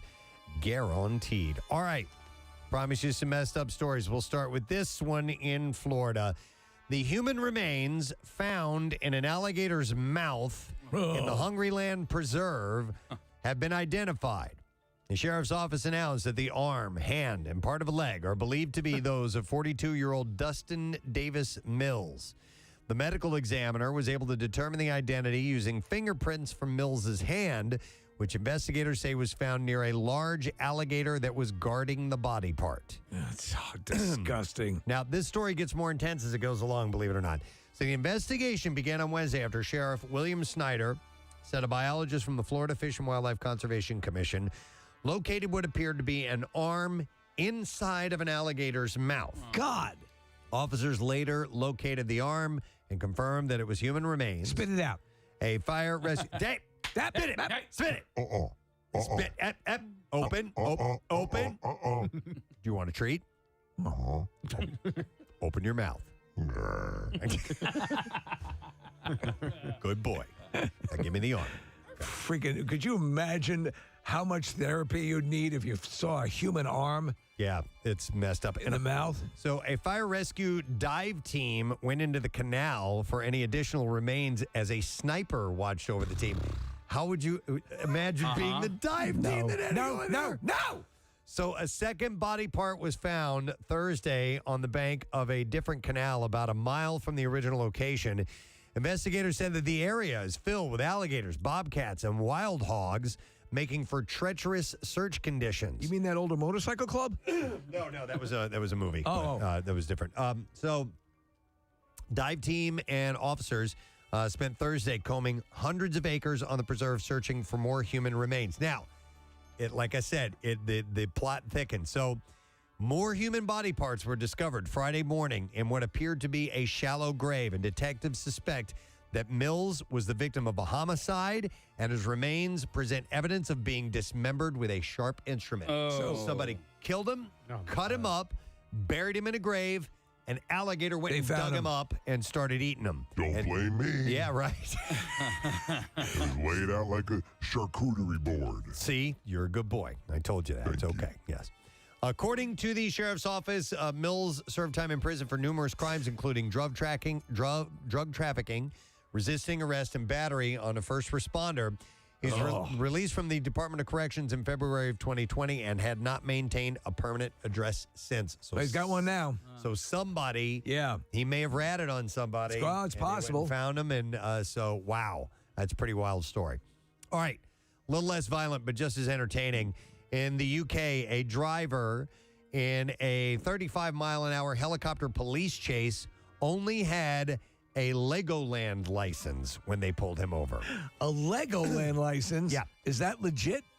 So officers pursued the suspect from Bexley to the Isle of Sheppey with a helicopter called in. Welcome to Sheppey. And when they caught the 21-year-old after he ran out of fuel, he only had a toy license issued when he was a toddler in 2003. I assume you have to renew those, right?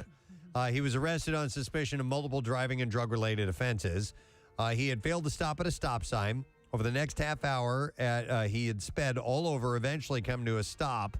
And alongside the phony photo card awarded for passing a fake driving test in a brick-built car at the popular theme park, a large amount of cannabis was found as well. Do you have a card for that?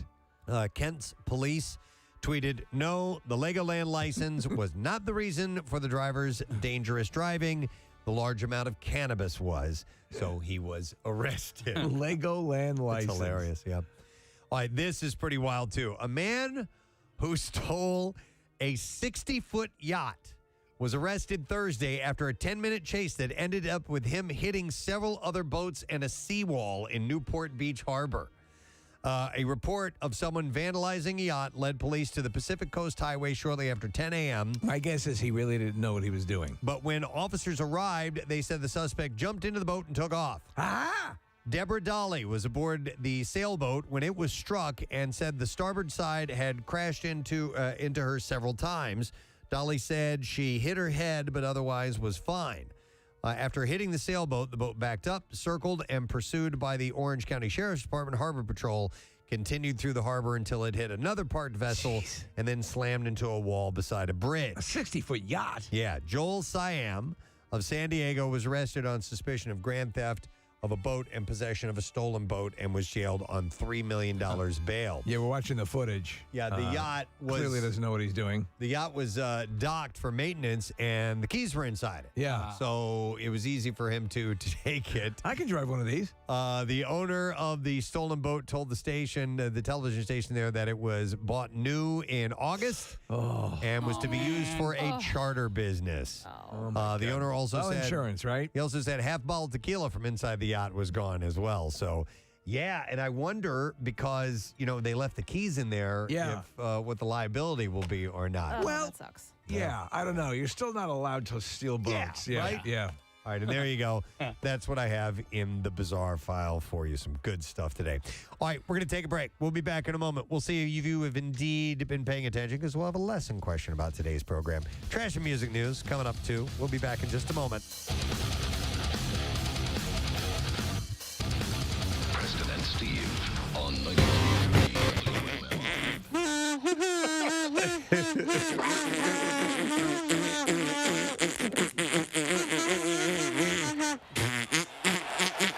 Tickles.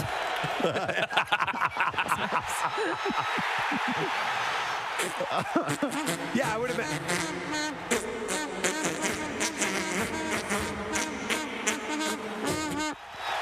Is that Notre Dame? Let's hear Run Around Sue, everybody.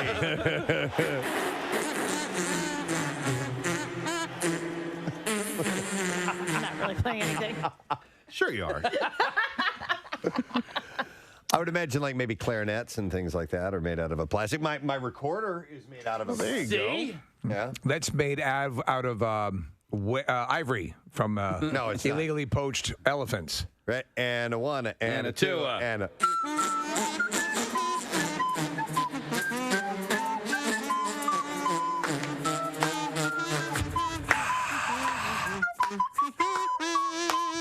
Hey! They don't have drums, they just have hands. Well, how do you make line. Now, Preston, are the drums made out of brass? The drum shells are made out of wood usually, but they have a metal detector. No. Believe we are ready. Is everyone prepared for the ritual? Yes. We are. Let us begin. Welcome, all here today who seek rebirth, to this most sacred celestial event, the solar eclipse.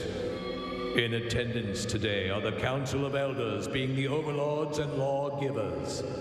They are myself, High Priest Steve, High Priest Preston, High Priest Casey, High Priest Nick, High Priestess Kathy, and High Priestess Marissa. Hi. And as it was in the ancient times and as decreed by the sacred book, we are joined by semi-naked, semi-virgins, provided by Coven Club Risque. Council of Elders, please provide the proper responses as I read from the sacred text. O mighty Son, known to the ancient Romans as Sol, you are so big. You are so big. You are so bright. You are so bright. You are very hot. You are very hot. Crazy hot. Crazy hot. I would not touch you. I would not touch you. I'm not stupid. I'm not stupid. And although you appear close to us, you are very, very far away. Now, High Priest Preston, would you please join me on my side of the altar where the one microphone with reverb is, and prepare us for the cleansing ritual.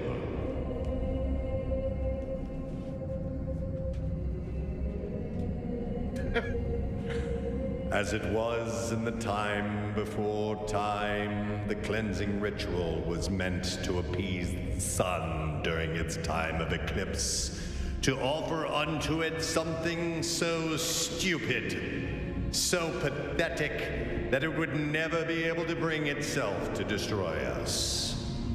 In a moment, the Council of Elders and the semi-naked, semi-virgins will surround the Well of Rebirth, which in many ways resembles the toilet we used for St. Patrick's Day. At this time, the chant of the Ancient One shall be performed, and a baby will be brought forth and bathed in the purifying waters. In many ways, this baby will resemble the doll that High Priest Steve accidentally purchased off of Amazon in the time of darkness. Let us begin to begin again. And so we have gathered at the Well of Rebirth, as it was done in the dark time of the ancient time, before time, in accordance with hammer time. We begin the chant of the Ancient Ones. She'll be coming around the mountain. When she comes. She'll be coming around the mountain. When she comes. She'll be coming around the mountain.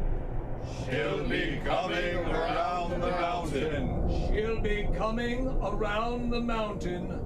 When she comes. High Priestess Kathy, will you now come forward and place the baby in the Well of Rebirth? Bricka bracka firecracker zis boom ba. Solar eclipse. Solar eclipse.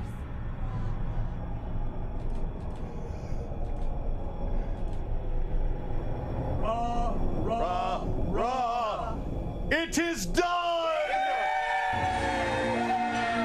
Oh, I feel like I'm born anew. Do you feel it?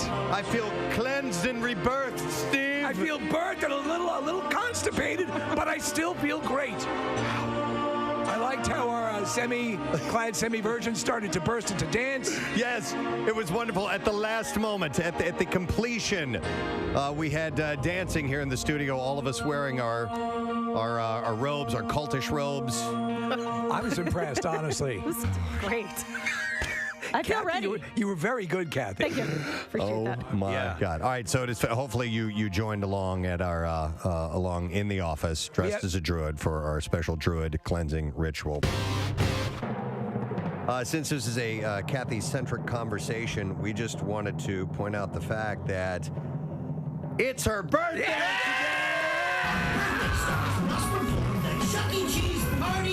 and we've got a special birthday present for you, Kathy. State your name. If everybody is ready, we're gonna get something special in here for you, Kathy. Remember how you said you wanted to just not even acknewledge that it was your birthday thank today you, Preston. and keep things kind of quiet? Kathy, we'd like you to meet Chuck E. Cheese. Oh my God! We actually brought Chuck E. Cheese in for Kathy's birthday. Getting Chuck E. Cheese tickets thrown at By the way, this is TV commercial Chuck E. Cheese. That's right. Really? Yeah. This is the Chuck TV commercial. E. Cheese. Here you go, Kathy. We have a medal for you. Wow. We have a special sippy cup for you. That is Look correct. at this. Kathy.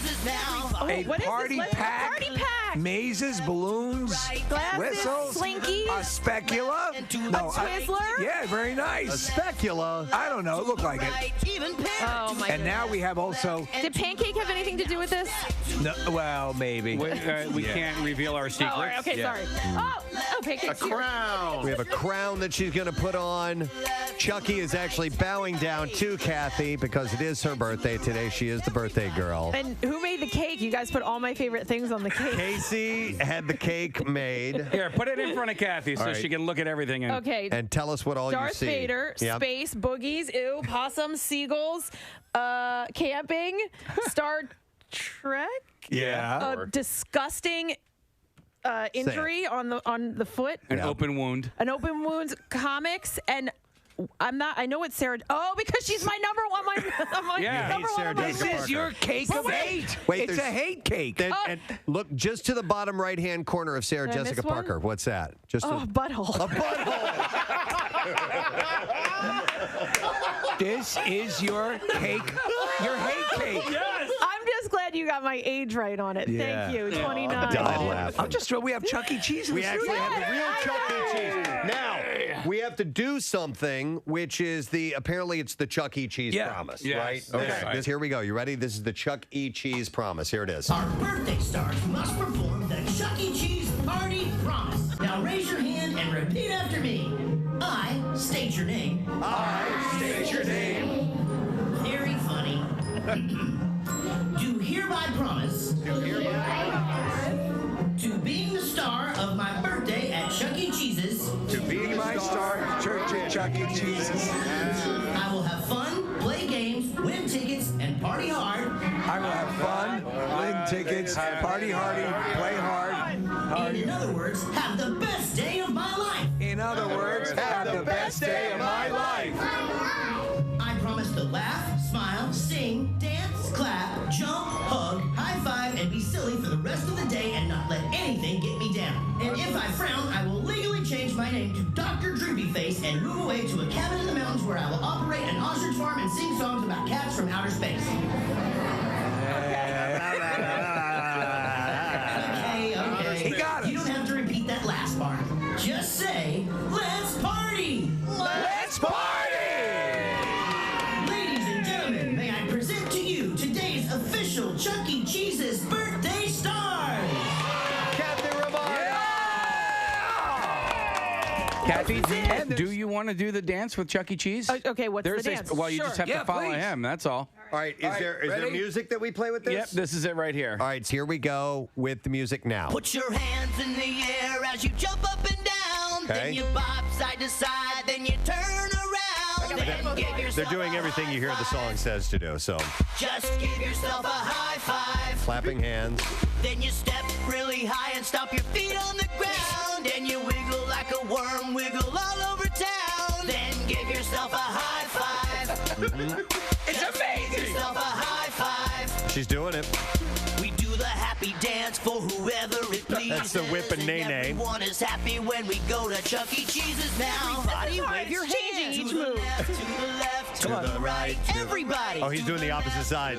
Normally facing the crowd. Wave your hands. To the left, to the left, to the right. Lift your top. To the left, left, and to the right. Drop your pants. To the left, to the left, to the right. Everybody. To the left, left, and to the right. What's your neighbor? To the left, to the left, to the right. There you go. Everybody. To the left, left, and to the right. Everybody now free. And that's the happy dance for Kathy's birthday this morning. How can you not find that fun? And I'm still upset that they're reducing the. I'm happy with that. I like them like that, man. Very, very nice. So, nonetheless, we have a couple things we need to do here. Oh, weather-wise, yeah, it's going to be a beautiful day, 60 degrees. Tomorrow's going to be like 68. Wednesday's going to be 70. Yeah, it's awesome. So, nice. As Marky Mark would say, Pow, baby. All right, we're going to give away a prize for the lesson question, a 4-pack of tickets to see the Philly Home Show, which is the 18th through the 20th and the 25th through the 27th at the Pennsylvania Convention Center. And why not do this? What is Casey's new Regal title? 215-263-WMMR. Let's see if you were listening and if you know the answer. What is Casey's new Regal title that I accidentally gave to him on the air this morning? Let's see if you were listening and you know. If you do, call in now because you might win while we do the track. The trash business is a gold mine. 93.3 WMMR with Preston and Steve's Hollywood Trash. All right, let's get to it. Steve, what's going on this morning? well, Kanye West wore a full black head mask as he and his new girlfriend, Chaney Jones, took in the Lakers game on Friday night. Kanye says his privacy is very important to him in a statement released by the publicity team of his promotions department. Oh, my God. Gina Davis is set to star in a legal drama for CBS in which she will play an attorney who hires her own private detective son as her in-house investigator. Davis says she has concerns about CBS's commitment to the show, which at present is titled Yeah, Whatever. Hey! And finally, Zoe Saldana is opening up about the time when a former manager encouraged her to change her name. Saldana says she really dodged a bullet at the time because her agent was suggesting the name Coronavirus Fentanyl. Wow. It's not a good name, and that's your Hollywood Trash. All right, let's go to the phones and look for an answer. We need to know what Casey's new Regal title is that he got this morning. 215-263-WMMR. It is Scott we will go to. And hey, Scott, good morning. Yoo-hoo. Oh.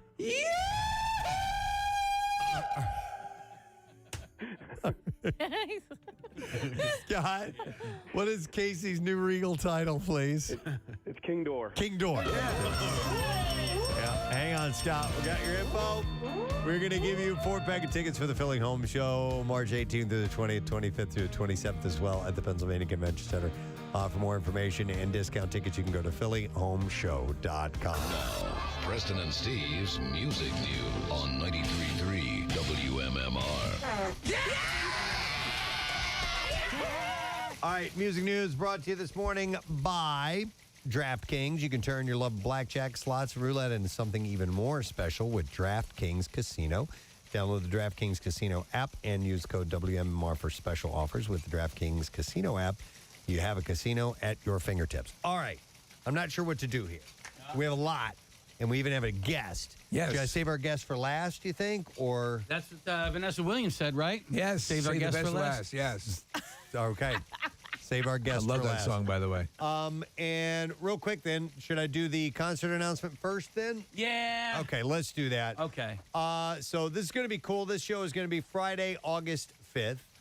It will be at the Waterfront Music Pavilion. Tickets are going to go on sale for this event on Friday at 10 a.m. And I'm not giving away tickets now, but Pierre will have them all week long for MMR Rocking the Show starring Incubus and Sublime with Rome. Yeah. So that show There we go. Thank you. Incubus and Sublime with Rome Friday, August 5th.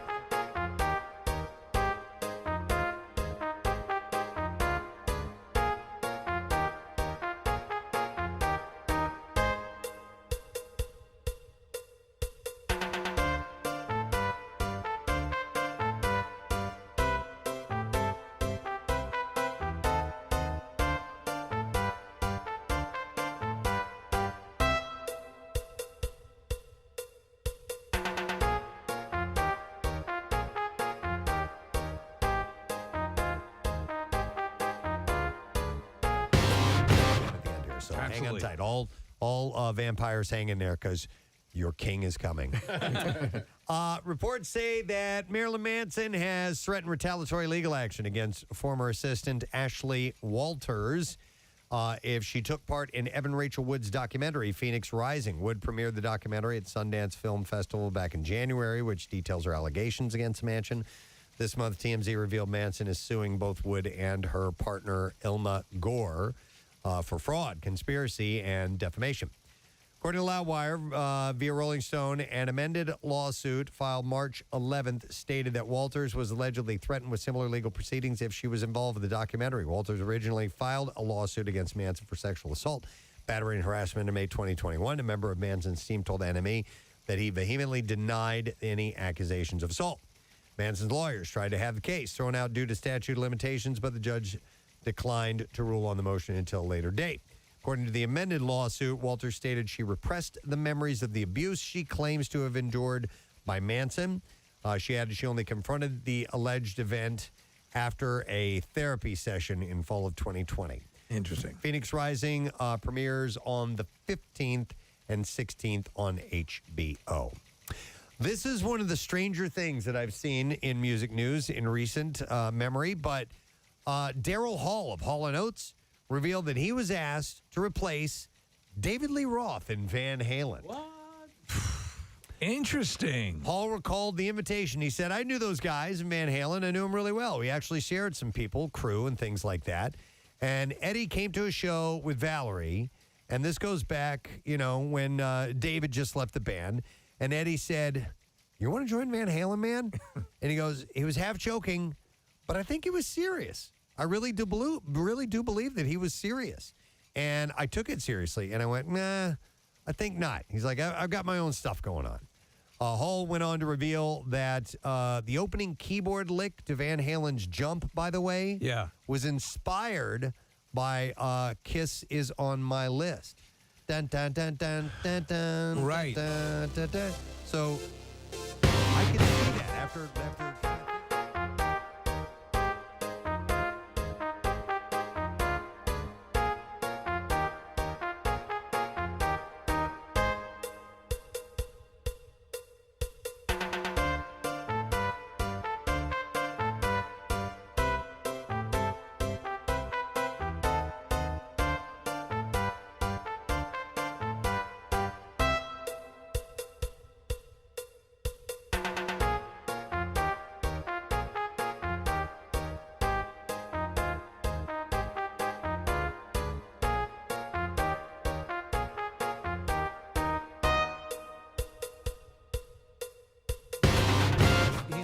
soulful. Yes. And he wouldn't have had enough of the bite that you needed to be in Van Halen vocally, I don't think.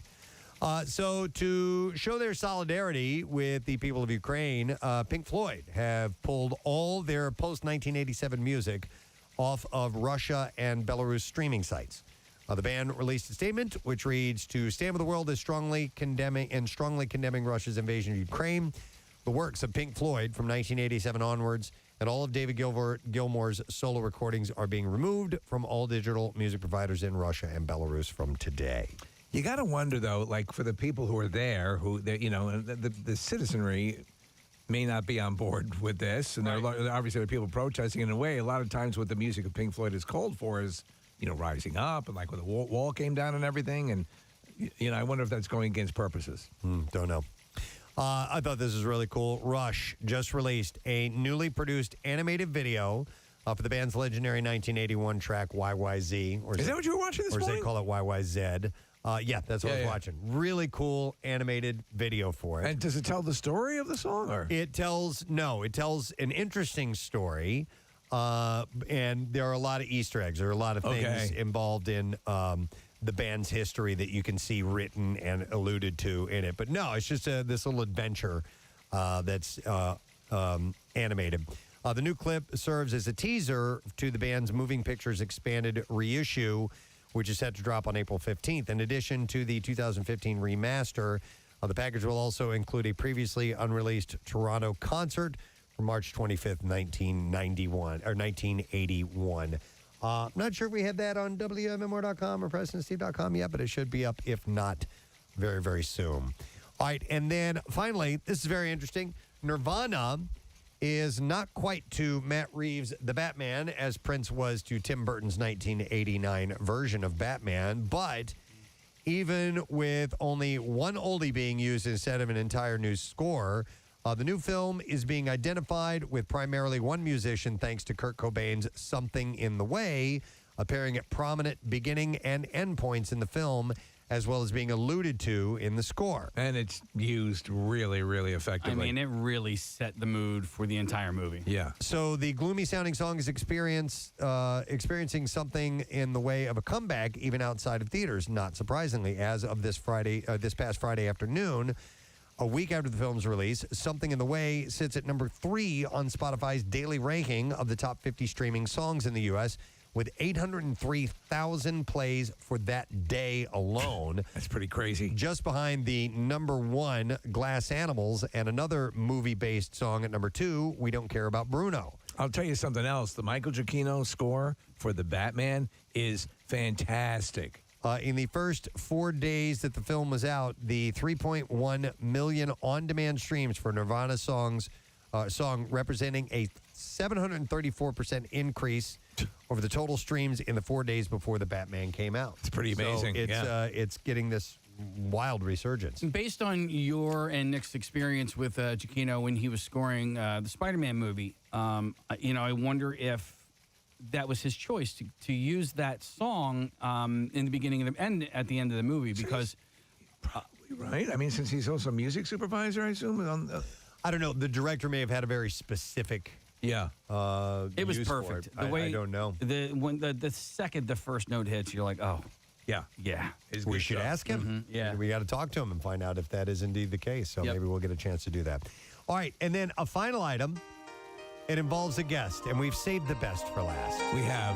In case you just wanted to hear this song. So, ladies and gentlemen, the nighttime warrior, the vampire, our friend, your friend, Jackie Bam Bam. Yeah. Hi, Jackie. Oh, good you morning. Good wow, you what an morning, intro there. buddy. I guess that's going to be the headliner on the, what did you call him? The King Door Festival? That's why I'm here to announce it? That's it, King Door Festival. That's awesome. Yeah.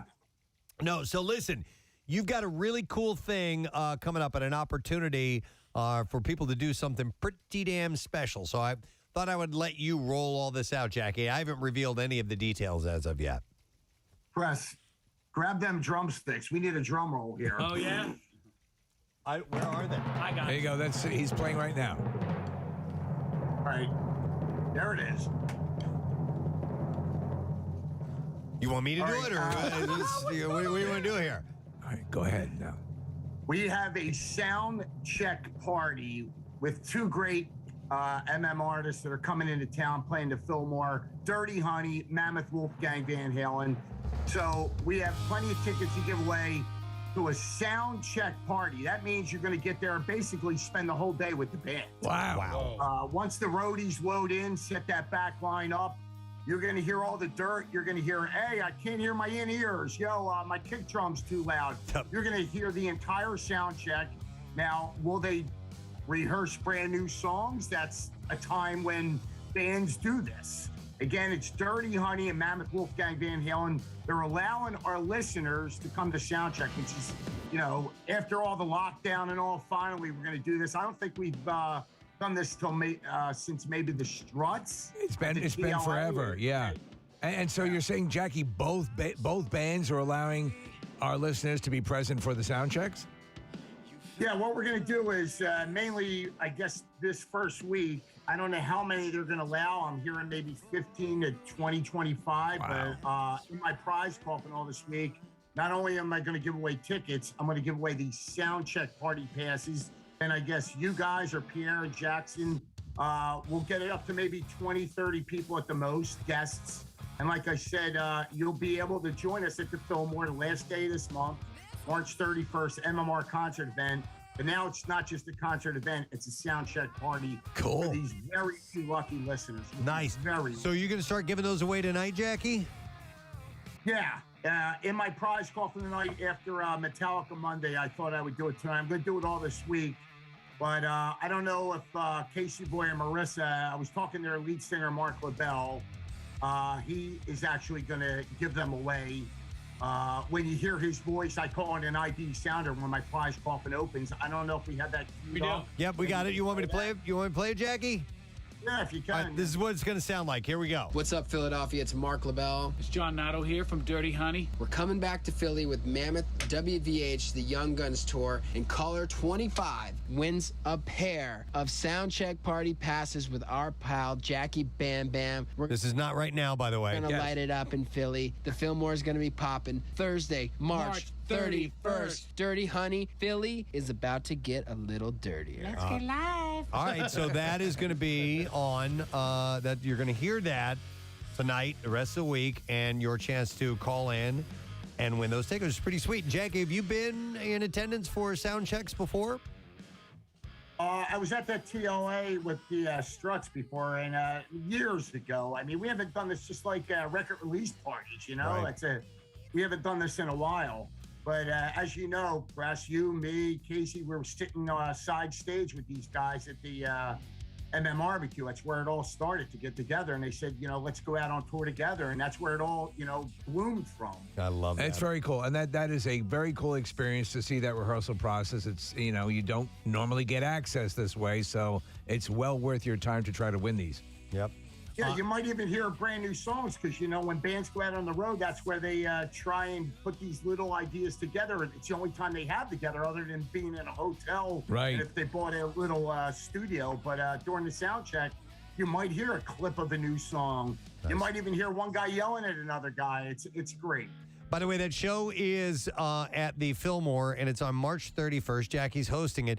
Tickets are on sale now. In fact, there are a limited number of $19.33 tickets starting today while supplies last. So if you want to grab a cheap ticket, go and get those now. You can go to WMMR.com to get the ticket password and the complete details. Excellent. Available. But tune into Jackie Bam Bam tonight with your chance to win tickets to be at the Sound Check. And you probably get to talk to them, stuff like that. They're really likable guys. Yeah, absolutely. Speaking of likable guys, we love you, Jackie. Hey! Thanks for coming on, man. Thank you, guys. All right, Jackie Bam Bam, everybody. Our own vampire here at WMMR. So happy to pass that information along. So tune in to him tonight. All right, we'll take a break. We'll come back. And when we return, we will wrap up today's program. So make sure you stay with us.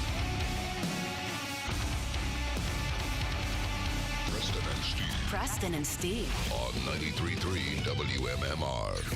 MMR invites you to a sound check party as we present Dirty Honey and Mammoth WVH, the Young Guns Tour, Thursday, March 31st at the Fillmore, Philadelphia. Hosted by everyone's favorite vampire, Jackie Bam Bam. This week, we've stuffed his prize coffin with sound check party passes for you to get up close and behind the scenes before the show. See WMMR.com for details, including $19.33 tickets while supplies last. Dirty Honey, Mammoth Wolfgang Van Halen, and Jackie Bam Bam. Oh, you're going to want to see this. 93.3 You were definitely well, Chucky and I need to talk after this. I would like to see Kathy eat the butthole on the Honestly, in some cultures, that means you're going to have good luck for the rest of the year. Yeah. Right? Yeah. Just cut the butthole out and eat it. Any sure, it's fine, whatever. Cut the butthole out now and eat it. Cut the butthole out now and eat it. Yeah, I'll just give you a spoon. I Watch mean, your yeah, neighbor. At this point, it really doesn't make a difference. Yeah. I'll eat them. She's going to eat them. Say it. Eat the butthole or eat the snot. Eat the butthole or eat the snot. I'd rather. Eat the snot? No, the butthole. Eat the snot now instead of the butthole. Do you want me to? The songs are easy to write, right? Yeah. Do you want me to take a scoop of the butthole for you? Yeah. Do I mean, okay. Yeah, scoop Here, the butthole out. I'll scoop it. You got it? Yeah, let her scoop it. Let me scoop the butthole. And it was at that point when I scooped the butthole. Yes. Ian How did McKellen. Magneto get here? It was at that moment I scooped the butthole. All right, so Kathy is now Cutting the butthole out. cutting the butthole out.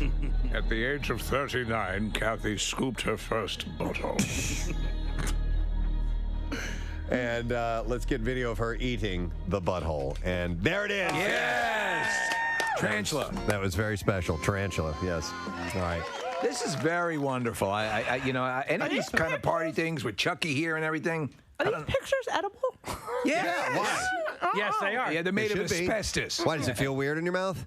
There might be a film on top of it. Yeah, No, sure is. No, the texture is just different than what you're used to. No, Like it's kind of choke you different? it's Yeah. completely edible. Here, try the snot. Oh.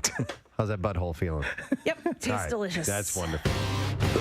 Rachel Ray also has a birthday today. Rach is She keeps going. 49, and that show continues. I can't believe that. I was just watching the end of it last night, yesterday in the office, and that's an Oprah production. Rachel Ray? Yeah, Rachel Ray's an Oprah Discovery. Did she kind of come from Oprah's show? I think so. No, she was she was on Food Network first. Oh, okay. And then Oprah realized she loved her. Okay. And then kind of took her under her wing and then created this show for her and all that stuff. But she was on Food Network well before she got on Oprah's radar. Okay. She had this show called 1 Minute Meals. I used to watch it. It was not 1 Minute Meals. Yum-o. 30-minute meals. 1 minute. It's an old microwave. What is this? Your program It's hot water. More hot water, please. This is delish. What is this? Glass of milk. Delish. How long did it take you to make that? 1 minute. It was actually about 41 seconds. Right.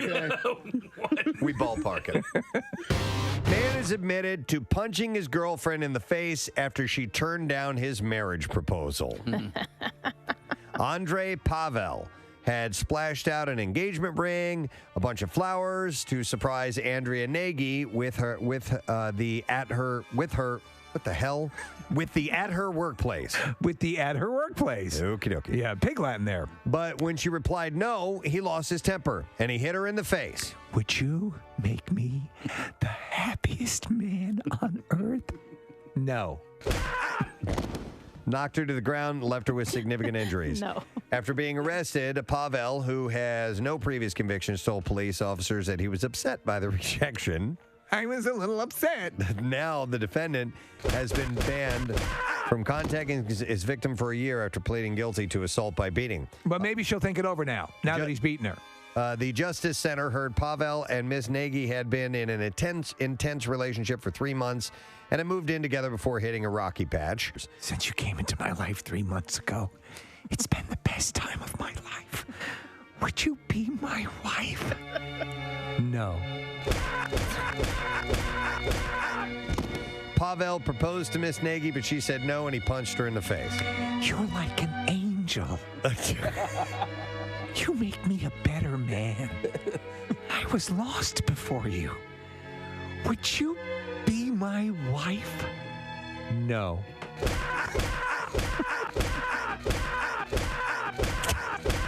Okay. You didn't kill her. Okay. Miss Nagy said she was scared of the defendant and described him as jealous and controlling, and it was a single punch. I've got to tell you. I was lost, and now I am found. The fact that you make me want to be better is everything to me. And so I ask you here on bended knee, would you be my wife? No.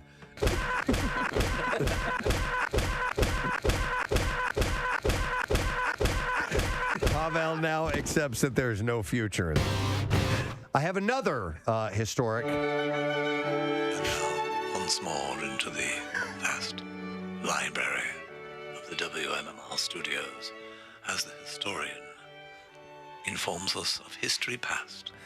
I should get a real pipe, don't you think? I think you should. Yeah. No, that's not too bad though. This one's It's pretty actually it's pretty good, and it doesn't generate smoke. I actually went to look for a real pipe for this segment, and I couldn't find one at my just neighborhood. use your bowl.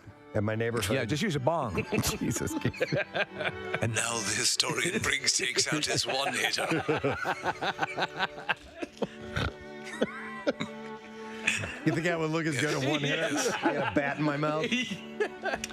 This is an exceptional skunk weed. I love the smell of pipe smoke. It is pretty. I do too. It smells nice. Oh, you just smell it up your ass. Oh, wait, here we go. There it is. Yes, thank you, Marissa. Hold on. And now from the Grand Library of the MMR Studios, the historian, firmly placing his gas mask bong over his head, begins. There's never been a historian like you. No. I just want to hear what he sounds like in that thing. All right, I got this next story. We firmly believe that this is merely a method for you to get stoned. Can you hear me at all? Yes. Okay. Barely. Little. You got to take that off. Yeah, this would be pretty stupid. For but I'll give it a second. We have 3 of those, by the way. We have 3? Mask. Yeah. It's a gas mask with a bong attached to the mouth. Do your eyes fog up?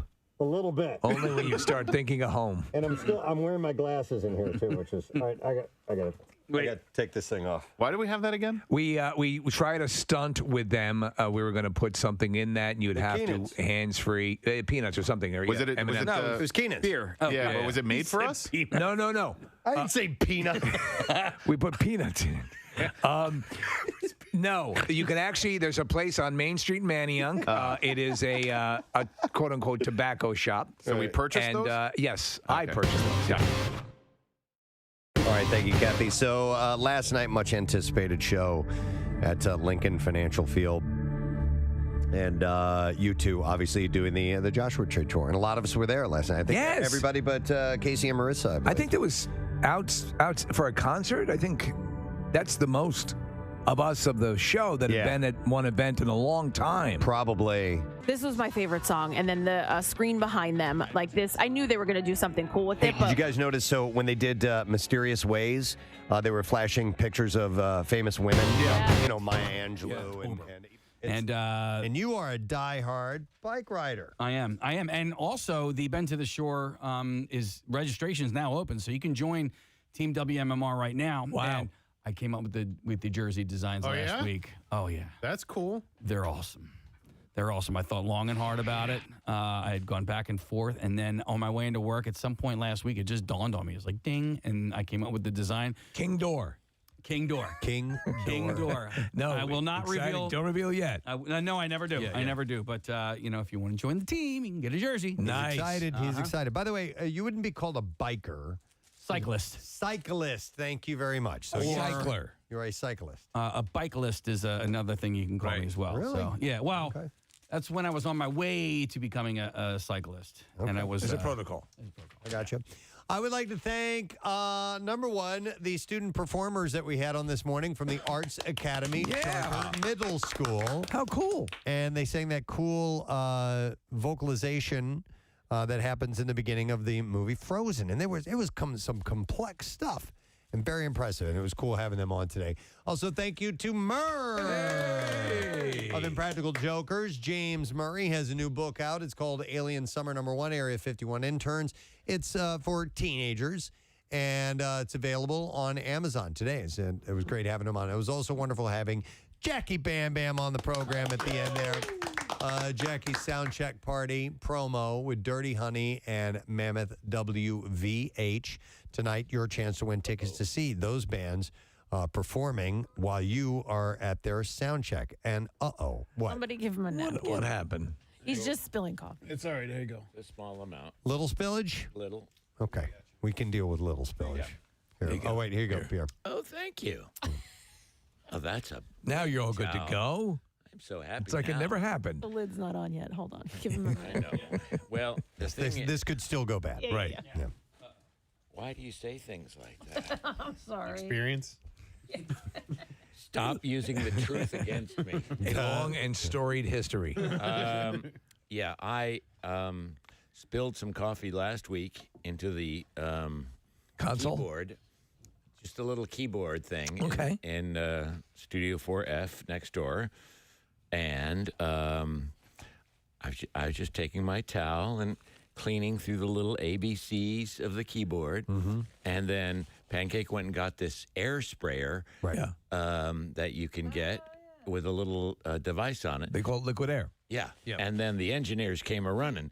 They go, you put sugar in your coffee. We have to replace that keyboard. And so they replaced it. And then I was telling Jackson what I had done, and I said, but it's all nice and clean and new now. And he pulled it out, and there was ketchup. I had taken a bite of my little vegetarian burrito right over the keyboard. And the new one? Yeah. And a little dribble of ketchup had come down over the enter little button. And I said, shh, and we'll just take care of this very quietly.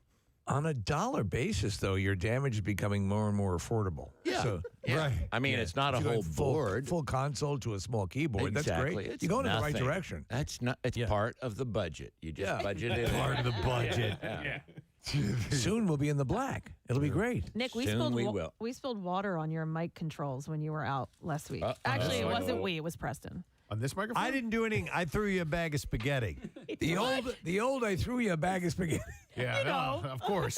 But literally a bag filled with spaghetti. I threw it to her. spaghetti. She missed the catch and hit. No, I didn't. I caught it, but I keep my water bottle open, for quick sips. And so when I caught it, I hit my water bottle and it went over onto your. It's But your Yanni. you sound great, Nick. Well, so thanks. you're Yeah. good. Probably because of the water. You'd never know. There you go.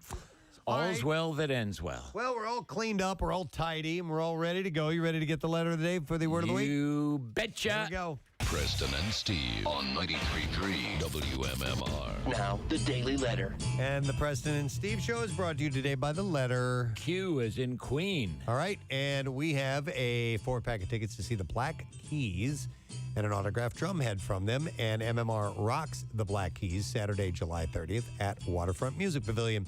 Tickets are on sale now via Ticketmaster. Complete details at WMMR.com, including the video for their new song, Wild Child. So we're on our way. We will give that away on Friday, which will be awesome. What's happening on your program today? Well, you just announced the Sublime with Rome and Incubus show. Did you not just announce that? Yeah. Yes, yeah. I thought so. So that's in Camden, August 5th, and we've got tickets, Mr. Pancake and myself, all this week to give away for that. So that's cool. We'll also have, speaking of Q, a block of Queen, a block of Genesis, a block of Collective Soul in our workforce blocks. That sounds fine. Yeah. I love and that. That was great news having Bam Bam here to talk about his soundcheck party giveaways, which is cool. And that station ID with Mark from Dirty Honey. Yeah. So that'll be cool. Yep, he'll be hitting those tonight. So listen for your chance to win those tickets. I want to thank our sponsors. Preston and Steve Show is brought to you today by Dunkin', the official coffee of the Preston and Steve Show, and also by Acme Markets. You can get free flu shots or COVID-19 boosters at their pharmacy. Acme Fresh Foods, local flavors. Tomorrow is a Tuesday, therefore that means we'll be giving away a Preston and Steve tattoo with Taz Tuesday, so don't miss that from Floating World Tattoo and Piercing. And also actor Wendell Pierce will be on the show. He's love great that guy. in Jack Ryan, and he's promoting a few other things as well. I love Jack Ryan. Yeah. Great series. He's a great actor. Agreed. So we'll talk to him tomorrow, and we'll see what else we get into. That's it. We are done. Rage on and have a great Ask day. him when season 3 is coming. I need to know that as well. I just finished season 2 again. It is a great show. It's a great show. We'll pass along your approval to him. Say, Wendell, our friend Pierre wants to know when season 3 of Jack Ryan is coming out. Maybe He we'll wrote the just script. Maybe we'll just play this segment for him. Yeah. All right. Yo, when? Bye-bye. Bye, everybody. Bye. Don't go.